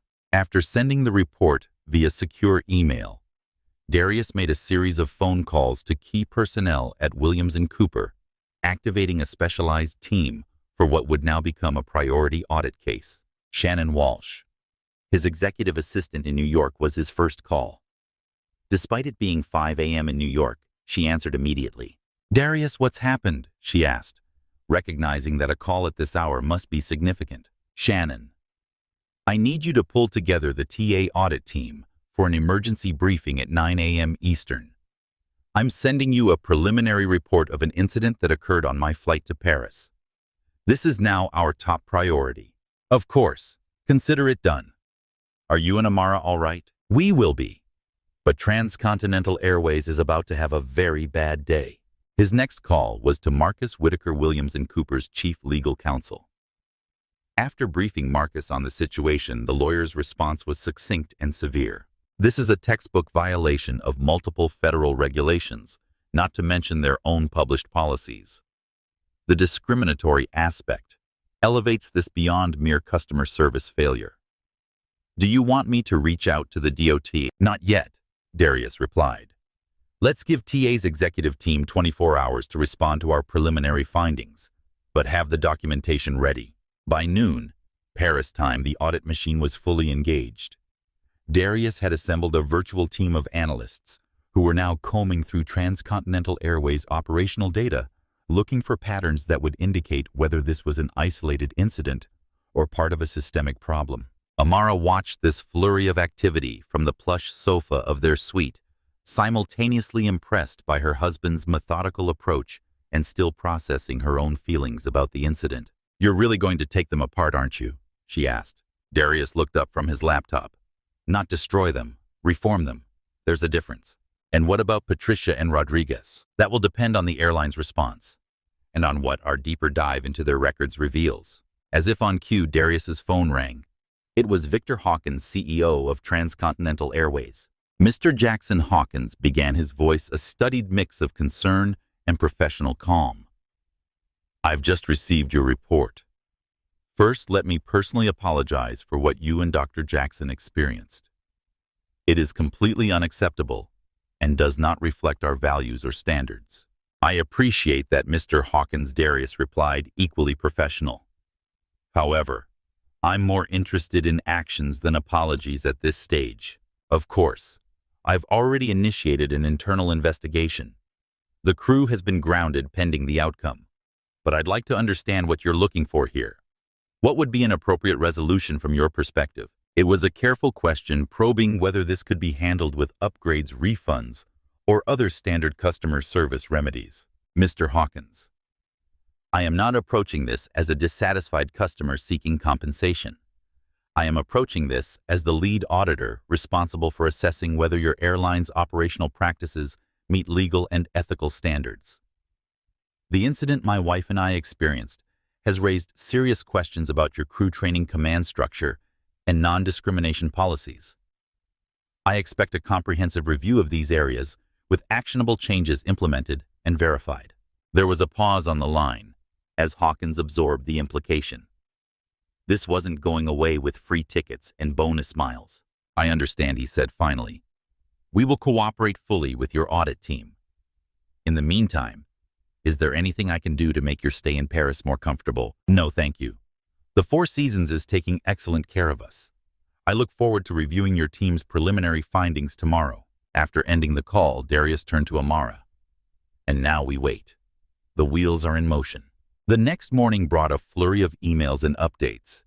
The audit team had worked through the night pulling data from Transcontinental systems and analyzing patterns. Emily Rodriguez, no relation to the captain, one of the data analysts on Darius's team, had found something particularly troubling.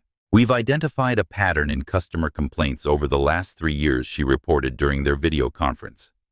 "Complaints from minority passengers about seating issues, downgrades, or service disparities are 72% more likely to be dismissed or given minimal compensation compared to similar complaints from white passengers. Patricia Reynolds is named in a disproportionate number of these incidents." Another analyst, Jason Kim, had discovered that Captain Rodriguez had a history of deferring to senior cabin crew without proper verification. There are 3 documented instances where his failure to follow verification protocols led to passenger grievances. All were handled internally with minimal disciplinary action. The picture emerging was one of systemic issues, a culture that allowed bias to influence decision-making, that prioritized certain passengers over others based on perceived status, and that failed to hold crew members accountable for violations of policy and federal regulations. By the afternoon of their first day in Paris, Transcontinental Airways was in full crisis mode. Their legal team had reached out to Williams & Cooper requesting a meeting. Their PR department was on high alert, monitoring social media for any mention of the incident. What they didn't yet know was that Rachel Chen, the law student who had filmed part of the confrontation, had posted a brief clip on her social media with the caption, "Watched a black couple get kicked out of first class on Transcontinental Air for no reason other than to give their seats to a loud white businessman flying while black. Discrimination." The clip was beginning to gain traction, with shares climbing into the thousands. Within hours, it had been picked up by several travel blogs and civil rights social media accounts. Comments were flooding in, many from people sharing their own experiences with discrimination in air travel. The hashtag #FlyingWhileBlack was trending alongside #BoycottTranscontinental. Rachel's post wasn't just going viral. It was sparking a broader conversation about race privilege and the hierarchies embedded in air travel. As a law student focusing on civil rights, she understood the power of public documentation. She had carefully edited the video to protect the privacy of other passengers, while clearly showing Patricia's discriminatory treatment and Walter Prescott's entitled behavior. "This isn't about individual bad actors," she wrote in a follow-up thread. "This is about systemic issues in how we structure travel, who gets priority, and whose comfort is deemed expendable. The airline cabin is a microcosm of our broader social hierarchies." Victor Hawkins called again late that evening.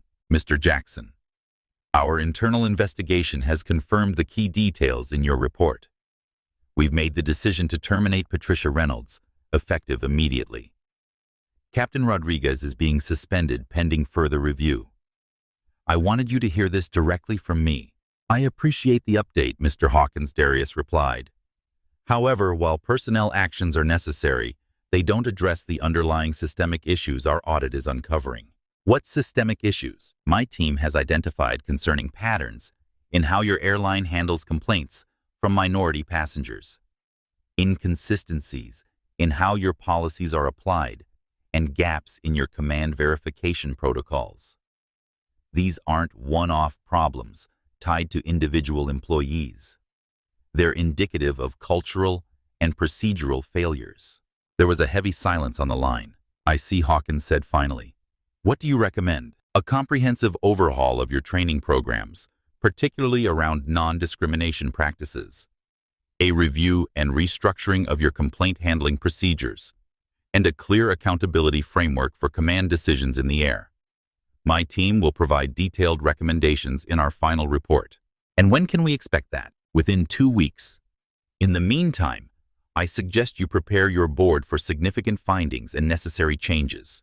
After ending the call, Darius joined Amara on the balcony of their suite. The lights of Paris twinkled below them, the Eiffel Tower illuminated against the night sky. It was beautiful, romantic, everything their anniversary trip was supposed to be. "Any regrets?" he asked, slipping an arm around her waist. She leaned into him. "About what?" "About how this trip has started. About the fact that I've spent more time on audit calls than seeing the sights with you." Amara shook her head. "No regrets. What happened to us was wrong, but watching you transform it into something meaningful, something that might prevent it from happening to someone else, that's its own kind of beautiful." He kissed her temple. "Tomorrow, no calls, no reports. Just us and Paris. Promise, promise." But they both knew that the ripples from Flight TA-721 would continue to spread, touching lives and careers far beyond their own, reshaping policies and practices that had gone unchallenged for too long. The audit had begun, and Transcontinental Airways would never be the same. Paris in September was a dream of golden light and cool breezes. The city unfolded before them like a living museum. Each street, a gallery, each cafe, a sanctuary of simple pleasures. Darius kept his promise for their first full day in the City of Light. He left his phone in the hotel safe and devoted himself entirely to Amara and their long-awaited celebration. They wandered the cobblestone streets of Montmartre, shared a bottle of wine at a tiny sidewalk cafe in Saint-Germain, and stood in reverent silence before the stained glass windows of Sainte-Chapelle. For these precious hours, they were just two people in love, celebrating a decade together, and Amara's triumph over cancer. In a quiet moment at the Jardin du Luxembourg, as they sat watching children push wooden sailboats across the fountain, Amara rested her head on Darius's shoulder.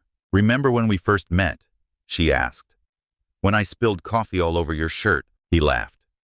"How could I forget you ruined my favorite Brooks Brothers? I was so embarrassed. But do you know what I first noticed about you? How you didn't get angry. Most men would have been furious, especially someone in your position. But you just laughed.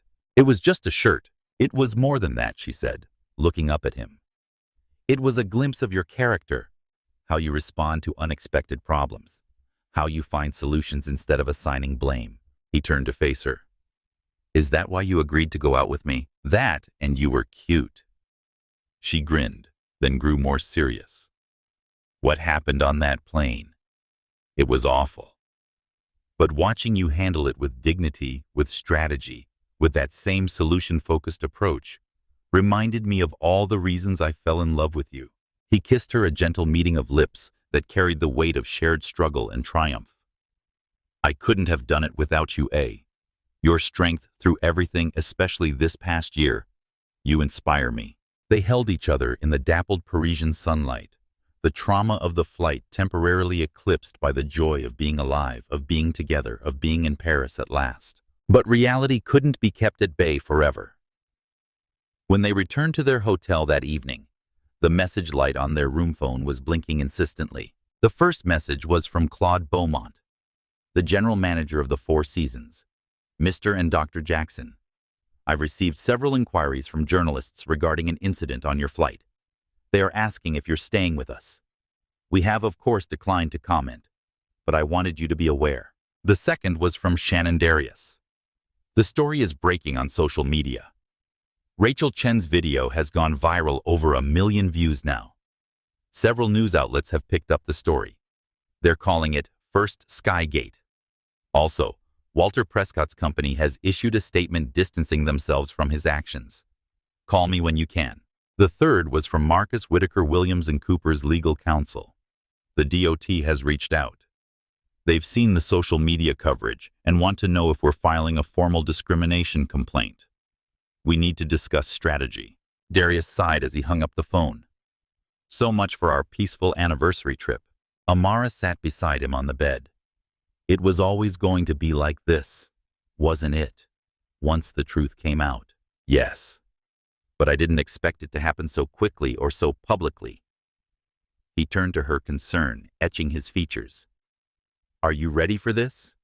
Once we engage with the media, it becomes a different kind of battle." She squared her shoulders. "I spent last year fighting for my life. I can handle fighting for our dignity." He nodded, reaching for his phone. "Let's set some boundaries. We control the narrative. We speak only to selected journalists. And we focus on the systemic issues, not personal attacks." "Agreed. And we don't let this consume our entire trip. We came here to celebrate, remember." The next morning, Darius conducted a series of conference calls from their suite, while Amara enjoyed the hotel spa, a small attempt at balancing the professional fallout with their personal celebration. The team at Williams & Cooper had been working around the clock. The preliminary audit findings had revealed troubling patterns beyond what they had initially discovered. A review of Transcontinental's flight records showed that seat reassignments disproportionately affected minority passengers, particularly on international routes. Customer complaint data revealed a clear disparity in how grievances were handled based on the passengers' perceived status and, troublingly, their race. Internal communications suggested an unwritten policy of prioritizing high-value customers, even at the expense of other passengers' rights. Victor Hawkins, clearly trying to get ahead of the growing scandal, had called twice already that morning. His tone had shifted from diplomatic concern to barely concealed panic. "Mr. Jackson, the board has called an emergency meeting for tomorrow. They want to know the full extent of your findings and what we can expect in your final report. My team will provide a preliminary briefing document by end of day," Darius replied. "But they should be prepared for significant recommendations, including leadership changes and a complete overhaul of your training and compliance programs." Meanwhile, Rachel Chen's video had become a full-blown viral phenomenon. Major news outlets had picked up the story, and civil rights organizations were issuing statements condemning Transcontinental Airways. The hashtag #flying, while black, had sparked a flood of similar accounts from minority travelers, turning a single incident into a national conversation about discrimination in air travel. Rachel had been careful to protect her own privacy, declining most interview requests, and instead directing reporters to civil rights experts who could provide context on transportation discrimination. But her original video and thoughtful commentary had struck a chord, particularly among young activists, who saw it as a textbook example of how bias operates in supposedly neutral customer service interactions. She had created a Twitter thread analyzing how the incident demonstrated the architecture of privilege in air travel, pointing out how the physical structure of the aircraft itself, with its rigid class divisions, reinforced social hierarchies that extended beyond the cabin. The airline cabin is not just physically stratified, she wrote. It's a microcosm of our social order, complete with its own enforcement mechanisms. What happened to the Jacksons was discrimination wearing the mask of operational necessity. After their morning calls, Darius joined Amara for lunch at a charming restaurant near the Tuileries Garden. As they were finishing their meal, a notification appeared on his phone. It was an email from Miguel Hernandez. Mr. Jackson, I wanted to let you know that I've been asked to provide a formal statement to TA's HR department about what happened on our flight. I told them everything, just as I told you. They seemed surprised by some of the details, especially about Patricia's history of similar incidents. I'm a little worried about backlash, but I keep reminding myself that you said Williams & Cooper understands whistleblower protection. I hope I'm doing the right thing. Miguel, Darius showed the message to Amara. He's brave, she said softly. It would be so much easier for him to keep his head down. I'll make sure he's protected, Darius promised. His testimony is crucial. That evening, after a sunset cruise on the Seine, they returned to their hotel to find a large envelope had been delivered in their absence. Inside was a formal letter from Transcontinental Airways, signed by Victor Hawkins himself. It contained an unequivocal apology, an acknowledgement of the airline's failures, and a detailed outline of immediate actions being taken. Patricia Reynolds had been terminated for cause, losing her pension benefits and flight privileges. Captain Rodriguez had been demoted to first officer for a minimum of 2 years and required to complete extensive retraining. Walter Prescott had been notified that his Platinum Elite status was under review for violation of the airline's passenger conduct policies. All cabin crew would undergo mandatory anti-bias training, effective immediately. An independent review of the airline's complaint handling procedures had been commissioned. The letter concluded with an offer of full refunds for their tickets, additional compensation, and lifetime Platinum Elite status for both Darius and Amara. What do you think Darius asked after they had both read the letter? Amara considered it thoughtfully. It's a start, but it reads like damage control, not genuine reform. They're still not acknowledging the systemic nature of the problem. Darius nodded. Exactly. They're treating the symptoms, not the disease. The audit will address that. The next day brought an unexpected visitor. As they were enjoying breakfast in the hotel's courtyard, the maitre d' approached their table. Dr. and Mr. Jackson, there is a Mr. Walter Prescott asking to speak with you. He says it's a matter of great importance. Shall I tell him you're unavailable? Darius and Amara exchanged surprised looks. What do you think? Darius asked her. I think I'd like to hear what he has to say. Amara replied, her expression resolute.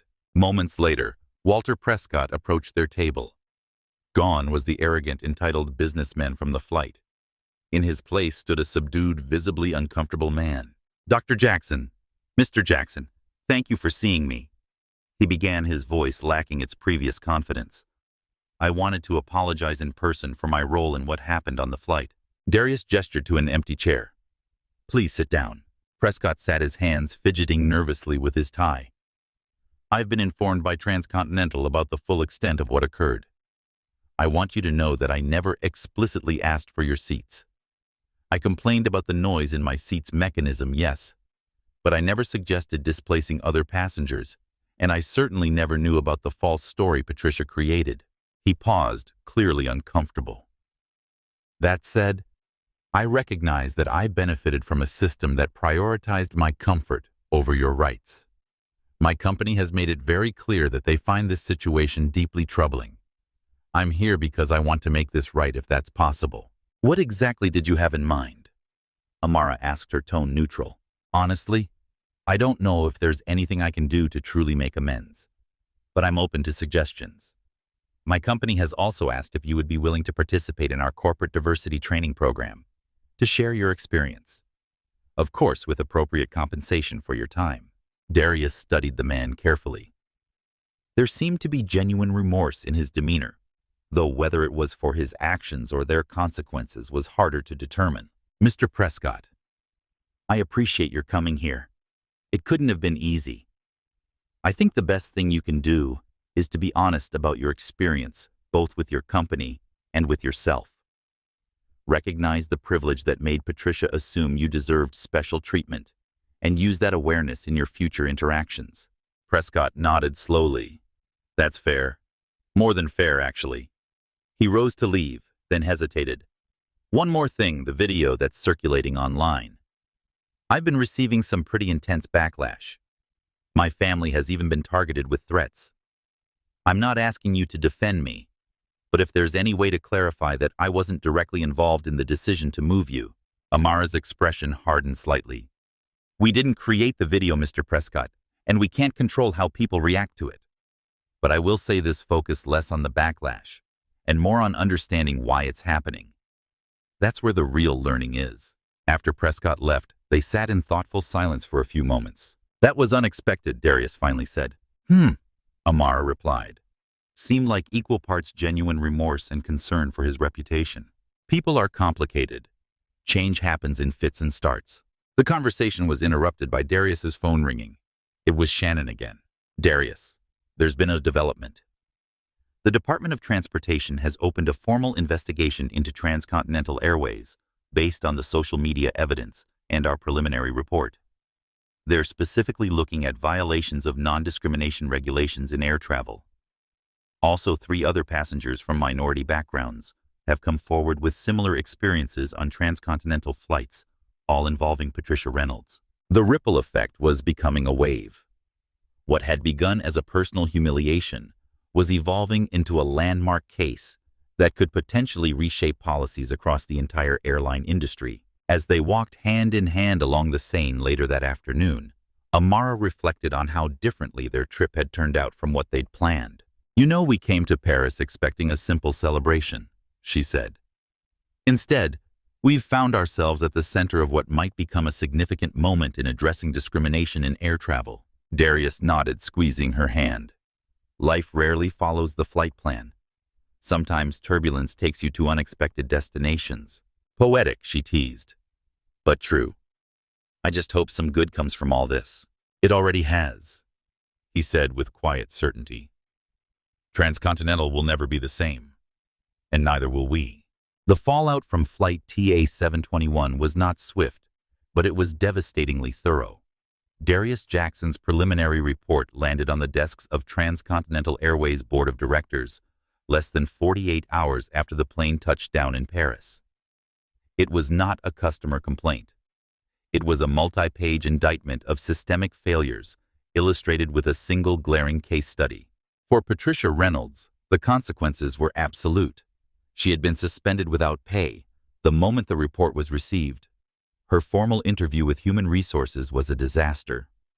Faced with the irrefutable log entries and Darius's meticulous timeline, she tried to reframe the story, painting Darius and Amara as aggressive and uncooperative. But the testimony of junior flight attendant Miguel Hernandez, who recounted the conversation he overheard in the galley about the path of least resistance, shattered her defense. He also mentioned that Patricia had referred to the Jacksons with racially charged dismissiveness after they had been moved. Patricia's perspective, though not a justification, revealed the insidious nature of how bias operates. In her mind, she hadn't acted out of racial animus. She had simply been doing her job, making the practical decision that would cause the least disruption. The fact that she automatically assumed the black couple would be easier to move than the white executive reflected deep-seated biases that she had never been forced to confront. "I've been flying for 22 years, she insisted during her interview. "I've developed an instinct for these situations." It wasn't about race. It was about who would cause the least disruption. The interviewer, a stern woman from corporate compliance, had fixed her with a level gaze. "And why did you assume that the Jacksons would cause less disruption than Mr. Prescott?" Patricia had no answer that didn't indict her further. Patricia Reynolds was terminated for cause. The cause was a laundry list of violations: gross misconduct, falsifying operational reports, discrimination against passengers, and misuse of captain's authority. Her 22 years of service were rendered meaningless. Because she was fired for cause, she lost a significant portion of her pension and all flight benefits for life. News of her firing spread through the airline community like wildfire. In an industry built on reputation and safety, her name was now toxic. No other major carrier would touch her. Her career was over. For Captain Rodriguez, the fall was less absolute but professionally catastrophic. His defense of trusting his crew was shredded by the investigators. The final report cited his critical failure of command and lack of procedural adherence. He was officially demoted to first officer for a period of 2 years, a deep and public humiliation for a senior captain. He was barred from commanding international flights for 5 years and was required to attend a series of intensive diversity de-escalation and procedural enforcement training courses.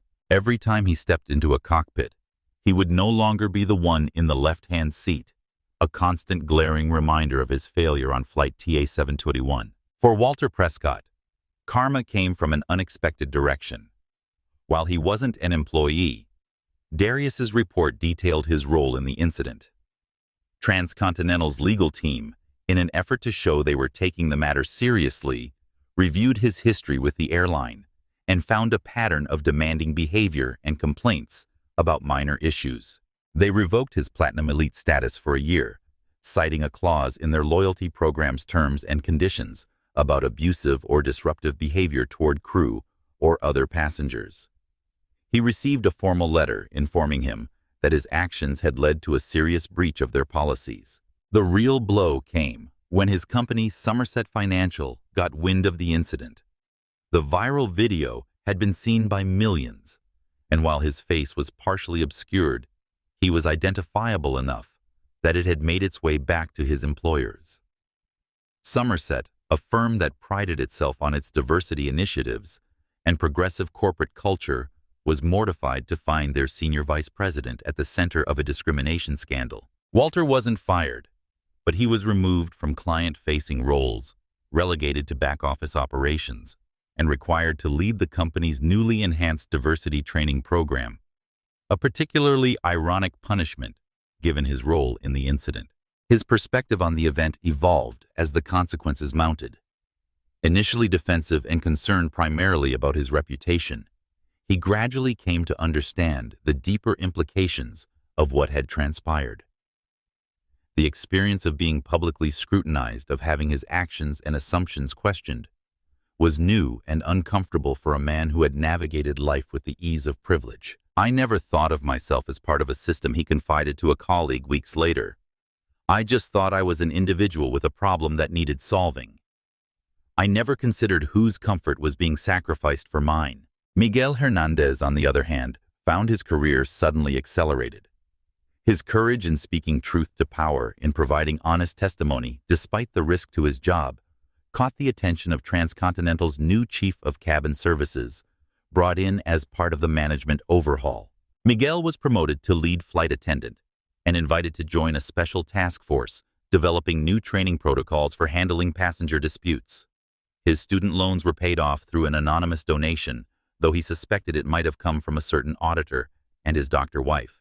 For Miguel, the experience was transformative. The son of immigrants who had taught him to keep his head down and avoid trouble, he had defied those survival instincts to stand up for what was right. The recognition of his integrity validated a core belief he had always held, that systems could be changed from within, but only if good people were willing to take risks. My mother always told me to be invisible, he shared during a training session months later. That was her strategy for surviving in a world that didn't welcome us. But I've learned there's power in visibility, in using your voice to change things that are wrong. For Transcontinental Airways, the institutional consequences were the most expensive of all. Darius's final audit report was a masterpiece of corporate reconstruction. It used the TA-721 incident as a lever to pry open dozens of other issues. He exposed inconsistencies in how passenger complaints were handled, revealing a clear pattern of prioritizing high-status members over others, often with racial undertones. He found flaws in their training protocols and a culture of closing ranks among senior crew that discouraged junior members from reporting misconduct. The Department of Transportation's investigation, spurred by the audit findings, resulted in a $2.75 million fine for violations of federal non-discrimination regulations. It was one of the largest penalties ever levied against an airline for non-safety-related violations. The report led to a massive internal overhaul. Victor Hawkins, while not directly implicated in the incident, was forced to resign as CEO, taking ultimate responsibility for the culture that allowed such incidents to occur. The airline was forced to completely rewrite and re-implement its customer service and non-discrimination training from the ground up, a project that cost them millions of dollars. Williams & Cooper was, of course, hired to oversee the implementation of the new protocols, a lucrative and ironic twist. The ripple effect extended beyond Transcontinental. Other major airlines, seeing the financial and reputational damage suffered by their competitor, launched preemptive reviews of their own policies and procedures. Industry publications ran special issues on bias in air travel. The Airline Pilots Association issued new guidelines on command responsibility and verification protocols. Rachel Chen's video and analysis had sparked a broader conversation about the architecture of privilege in travel spaces. Her thoughtful commentary on how physical spaces reinforce social hierarchies resonated with civil rights advocates and transportation equity groups. She received offers for summer internships from several prestigious civil rights organizations, and her law school awarded her a special commendation for public advocacy. The incident had transformed from a personal humiliation into a case study that would be taught in business ethics classes, aviation training programs, and law schools for years to come. The name Jackson became a legend within airline executive suites, a cautionary tale whispered in boardrooms about the quiet passenger in 5A, who turned out to be the industry's reckoning. 4 weeks after the incident, as Darius and Amara were preparing to return to New York, an embossed envelope from the office of the chairman of Transcontinental Airways arrived at their brownstone in Harlem. Inside were not only a lengthy, detailed letter of apology personally signed by the new CEO, Janet Rivera, but also 2 open-ended first-class round-trip tickets to anywhere the airline flew valid for the next 5 years, and a donation of $250,000 to a charity of their choice supporting minority education in aviation and aerospace. When they returned home, Darius found a different kind of message waiting for him, a handwritten letter that had been couriered to his office. Mr. Jackson, you don't know me. My name is Tanya Williams. I'm a flight attendant with 15 years of experience at various airlines, currently with Delta. I wanted to thank you for what you did. I've witnessed incidents like what happened to you and Dr. Jackson more times than I can count. I've tried to speak up, tried to change things from the inside, but it's been like shouting into the wind. What you did using your position and expertise to force accountability has sent shockwaves through the entire industry. For the first time in my career, I'm seeing real changes in how airlines approach these issues. Training is being revamped. Reporting systems are being improved. People are paying attention. Your stand wasn't just for yourselves. It was for every black passenger who's ever been made to feel less than every crew member who's felt powerless to stop discrimination, and every company that needed a wake-up call about the real cost of bias. Thank you for your courage and your persistence. With deepest gratitude, Tanya Williams. Darius showed the letter to Amara that evening, as they sat on the terrace of their brownstone enjoying the warm September night. "It was worth it," she said softly after reading it. "All of it. The humiliation, the disruption to our trip, the endless calls and meetings. If we helped change things even a little, it was worth it." Darius nodded, gazing up at the stars. "The irony is that they thought we were the path of least resistance. Instead, we became the immovable object their discrimination crashed against." "Poetic again," she teased. "You're on a roll." He laughed, pulling her close. "Well, I did marry a brilliant doctor. Some of that eloquence was bound to rub off." The scandal the press had dubbed First Skygate would eventually fade from the headlines. New controversies would take its place. But within the airline industry, the lessons learned from Flight TA-721 would continue to reshape policies, training, and corporate cultures for years to come. For Darius and Amara, it became part of their story, not just as individuals or as a couple, but as agents of change in a world that still needed changing. They had turned humiliation into accountability, discrimination into reform. They had shown that dignity, when backed by determination and expertise, could be a force more powerful than prejudice. The path of least resistance, it turned out, had led straight through them, and they had not yielded an inch. 6 months later, Darius and Amara found themselves back at Newark Liberty International Airport, preparing to board another Transcontinental Airways flight to Paris. This time, it was for a medical conference where Amara was presenting her groundbreaking research on pediatric cardiac regeneration techniques. Darius was accompanying her, combining the trip with a follow-up audit of Transcontinental's implemented changes. The difference was palpable from the moment they arrived at the check-in counter. The agent, a young woman named Brianna, immediately straightened when she saw their names on her screen. A small flag must have appeared next to them, not the kind that signals a troublemaker, but the kind that indicates a VIP deserving special attention. "Dr. Jackson." "Mr. Jackson," she said, her voice a model of professional warmth. "It's a pleasure to have you flying with us today. Your bags are tagged for priority arrival. The first Sky Lounge is ready for you, and we'll have an agent come and personally escort you to the gate for pre-boarding when it's time. Please enjoy the lounge." In the lounge, they were approached by a man in his early 40s with a confident stride and a genuine smile. "Dr. and Mr. Jackson, I'm David Torres, the new Regional Director of Customer Experience. I hope I'm not intruding, but I wanted to personally welcome you and let you know that if there's anything that would make your pre-flight experience more comfortable, you have only to ask." Too. It was all very polite, very professional, but the message was clear.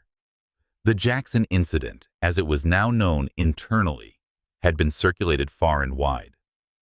They were no longer anonymous passengers. They were a living, breathing reminder of the airline's biggest internal crisis of the past year. "Everything is excellent, thank you," Amara replied with a warm smile. "We appreciate the attention." As Torres departed, Darius leaned closer to her. "Well, that was a different reception than last time. Amazing what a multi-million-dollar fine and a complete management overhaul will do for customer service," she replied dryly. Their boarding was equally smooth. As they approached the gate, they were greeted by name and escorted aboard before the general boarding began. On the aircraft, they were met by the purser, a kind-faced woman in her 40s, named Sophia Martinez. "Dr. Jackson, Mr. Jackson," she said, her smile genuine. "On behalf of Captain Andrews and our entire crew, it is a genuine honor to welcome you aboard. We're so pleased to have you with us." She discreetly gestured to their seats. "You're in 5A and 5B again. We hope it's the start of a wonderful trip." The acknowledgement of their previous seats was a subtle but masterful touch. As they settled in, the familiar routine felt alien. The offer of champagne, the presentation of the menu, the attentive service. It was all the same, yet the underlying current had shifted from rote procedure to active, conscious respect. As the plane reached cruising altitude, Amara leaned over to Darius. "Okay," she whispered. "I have to admit this is better. It feels safe." "It's the way it should have been," the first time he replied. But his eyes were scanning the cabin, his auditor's mind still taking notes. He saw the crew interacting with other passengers, and he noticed a new patience, a more deliberate effort to listen, especially in a minor seating confusion a few rows ahead, which the purser handled with grace and a flurry of apologies. The culture, it seemed, was indeed changing. An hour into the flight, they encountered unexpected turbulence.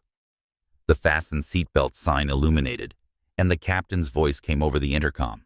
"Ladies and gentlemen, we're experiencing some moderate turbulence. I've asked the cabin crew to suspend service and take their seats. Please make sure your seatbelts are fastened and all loose items are secured." As the plane bucked and swayed, a young woman across the aisle, about Amara's age also, black, looked visibly anxious. Sophia, who was passing by on her way to her jump seat, paused. "First time flying?" she asked the woman gently. The passenger nodded, gripping the armrests. "Is this normal?" "Completely normal," Sophia assured her. "Think of it as driving down a slightly bumpy road. I promise you this aircraft is designed to handle much worse." She offered a reassuring smile. "Would you like some water?" "Yes, please," the woman said gratefully. Despite the fasten seatbelt sign, Sophia quickly fetched a bottle of water before securing herself in her jump seat. It was a small act of kindness, but Darius noticed it specifically because it contradicted the claim that passengers of color received less attentive service. This was the difference between procedural compliance and genuine human care. Midway through the flight, Darius saw a familiar face serving drinks in the aisle. It was Miguel Hernandez.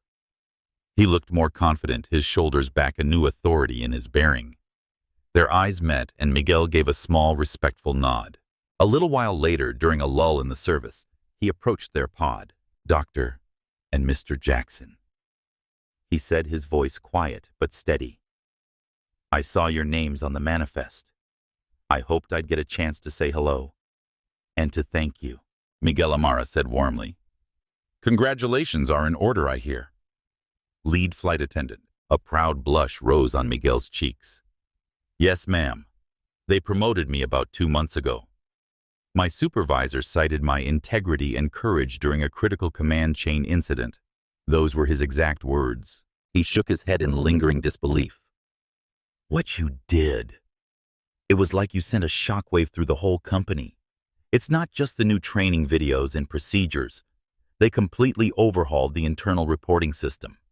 Junior crew members now have a direct anonymous channel to flag senior crew misconduct without fear of retaliation. People feel like they have a voice now." He lowered his voice slightly. "You didn't just stand up for yourselves. You stood up for people like me too. My mother's so proud. She keeps the newspaper clipping about the case in her Bible." "Your mother raised a man of principle," Amara said. "How is she doing?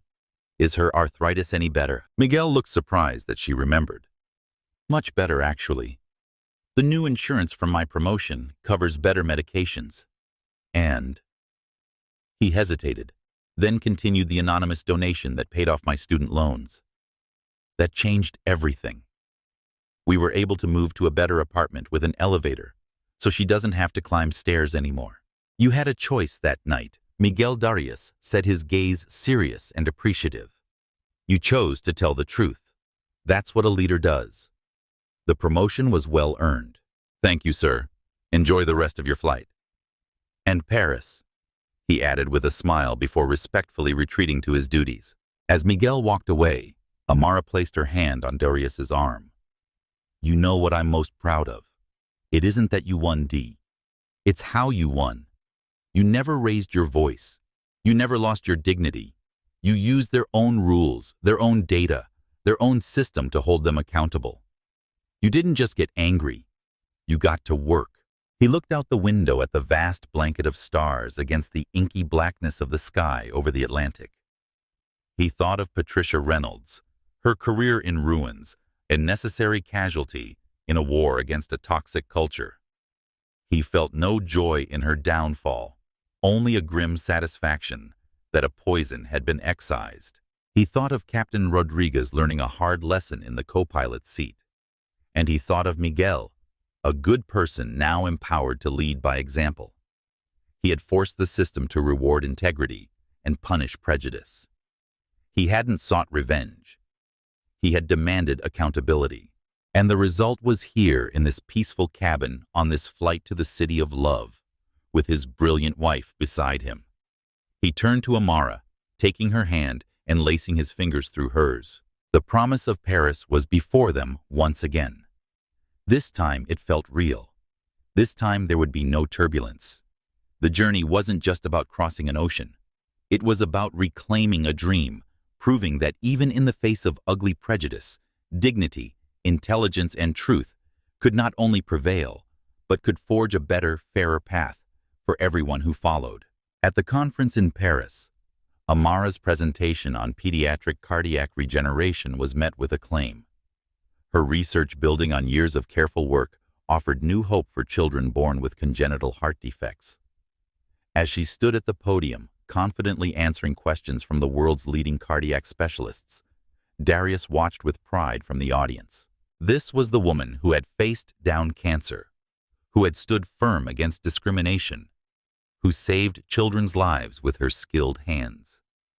In that moment, he felt a renewed appreciation for her strength, not just as his wife or as a fellow warrior in their battle against injustice, but as a remarkable human being, making her own distinct impact on the world.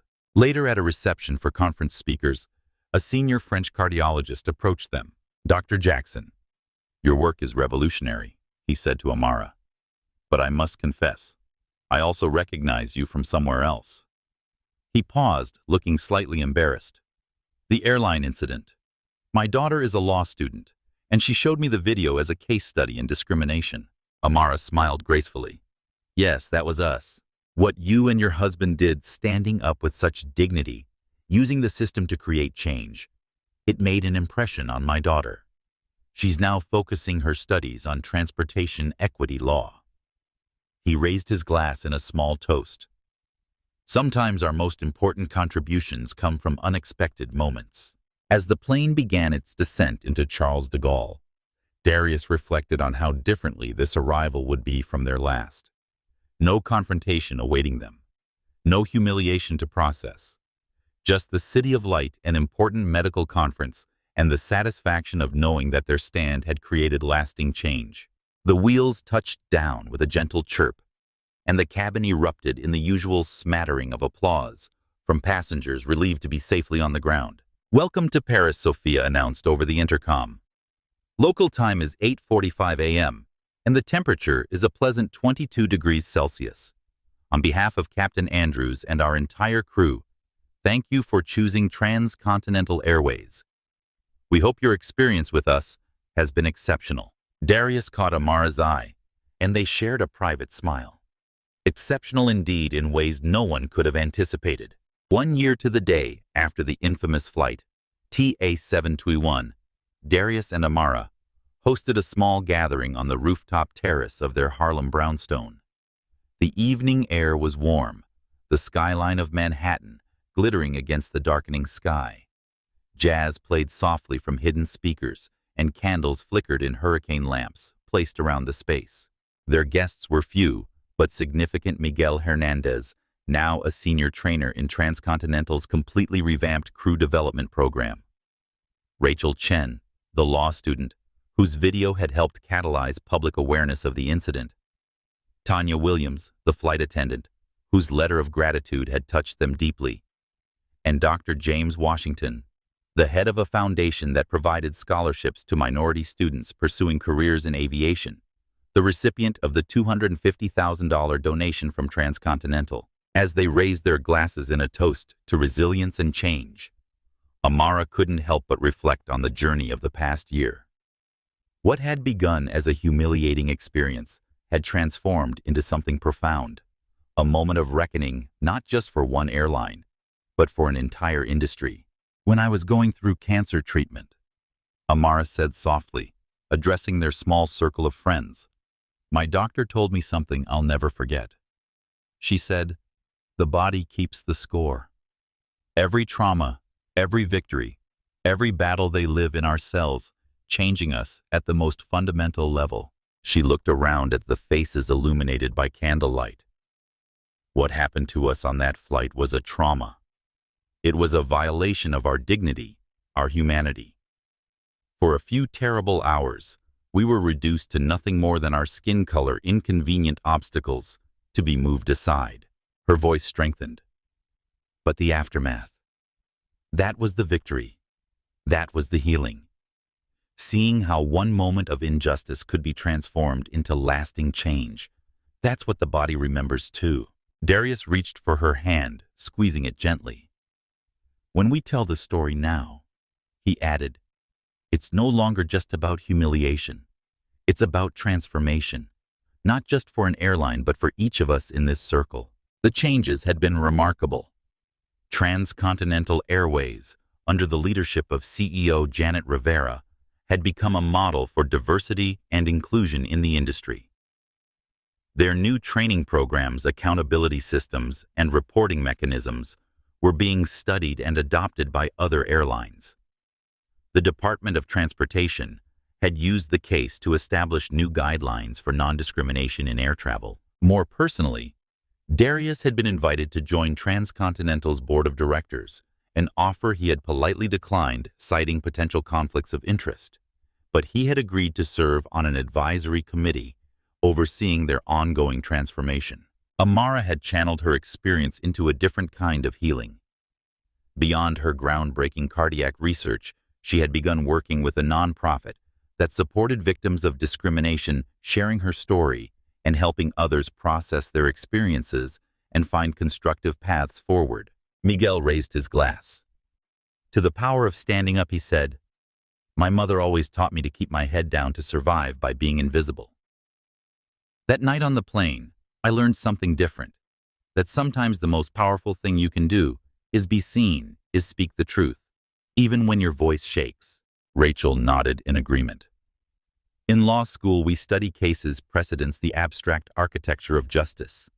But witnessing what happened to you both, documenting it, seeing the ripple effects, it showed me how theory becomes practice, how individual actions can reshape systems. Dr. Washington, a distinguished man in his 60s who had been mentoring young black pilots for decades, spoke next.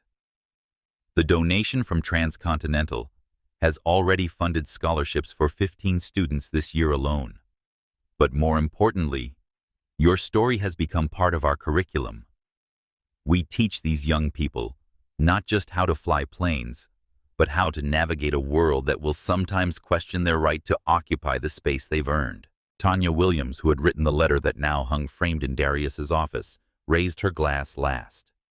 To dignity, she said simply, and to those who remind us what it looks like. Later, after their guests had departed, Darius and Amara lingered on the terrace, gazing up at the stars that were just becoming visible in the city sky. "Do you ever think about her?" Amara asked quietly. "Patricia," Darius considered the question. "Sometimes. Not with anger anymore. More with a kind of sadness. She threw away a lifetime career because she couldn't see past her own biases. I heard she's working at a small regional airline now. Customer service desk, not in the air. That seems appropriate." Amara leaned her head against his shoulder. "You know what this year has taught me? That dignity isn't something that can be taken away by prejudice. It can be assaulted, challenged, tested. But if you hold on to it, if you refuse to let go, it becomes a kind of power." Darius slipped an arm around her waist. "That's profound, Dr. Jackson." "I'm married to a profound man, Mr. Jackson." Some of it was bound to rub off. They laughed together, the sound carrying into the night air, a celebration of resilience, of love, of the quiet power of standing firm in the face of injustice. Amara's gaze drifted to the cityscape, her expression growing more serious. "You know what I think about sometimes? The fact that not everyone has the power we did in that moment. Not everyone is a senior partner at a major auditing firm with the authority to demand accountability." "That's true," Darius acknowledged. "That's why what we did matters beyond just us. It created mechanisms for accountability that can be accessed by anyone, the anonymous reporting system, the new training protocols, the public awareness. We used our privilege to create pathways for those without it. She nodded her hand, finding his in the darkness. That night on the plane when they were marching us to the back, I kept thinking about my father. He used to tell us stories about growing up in the South, about drinking from colored water fountains, about moving to the back of the bus. And here we were in 2025, being sent to the back of the plane. History doesn't move in a straight line, Darius said quietly.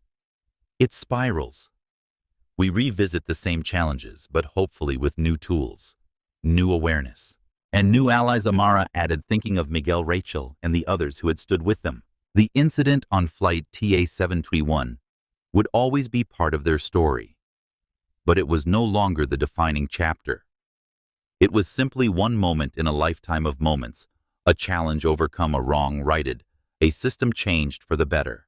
As they stood together under the stars, Darius thought about the countless other passengers who would never experience what they had endured, who would be treated with respect, not because of fear of consequences, but because the culture itself was being transformed.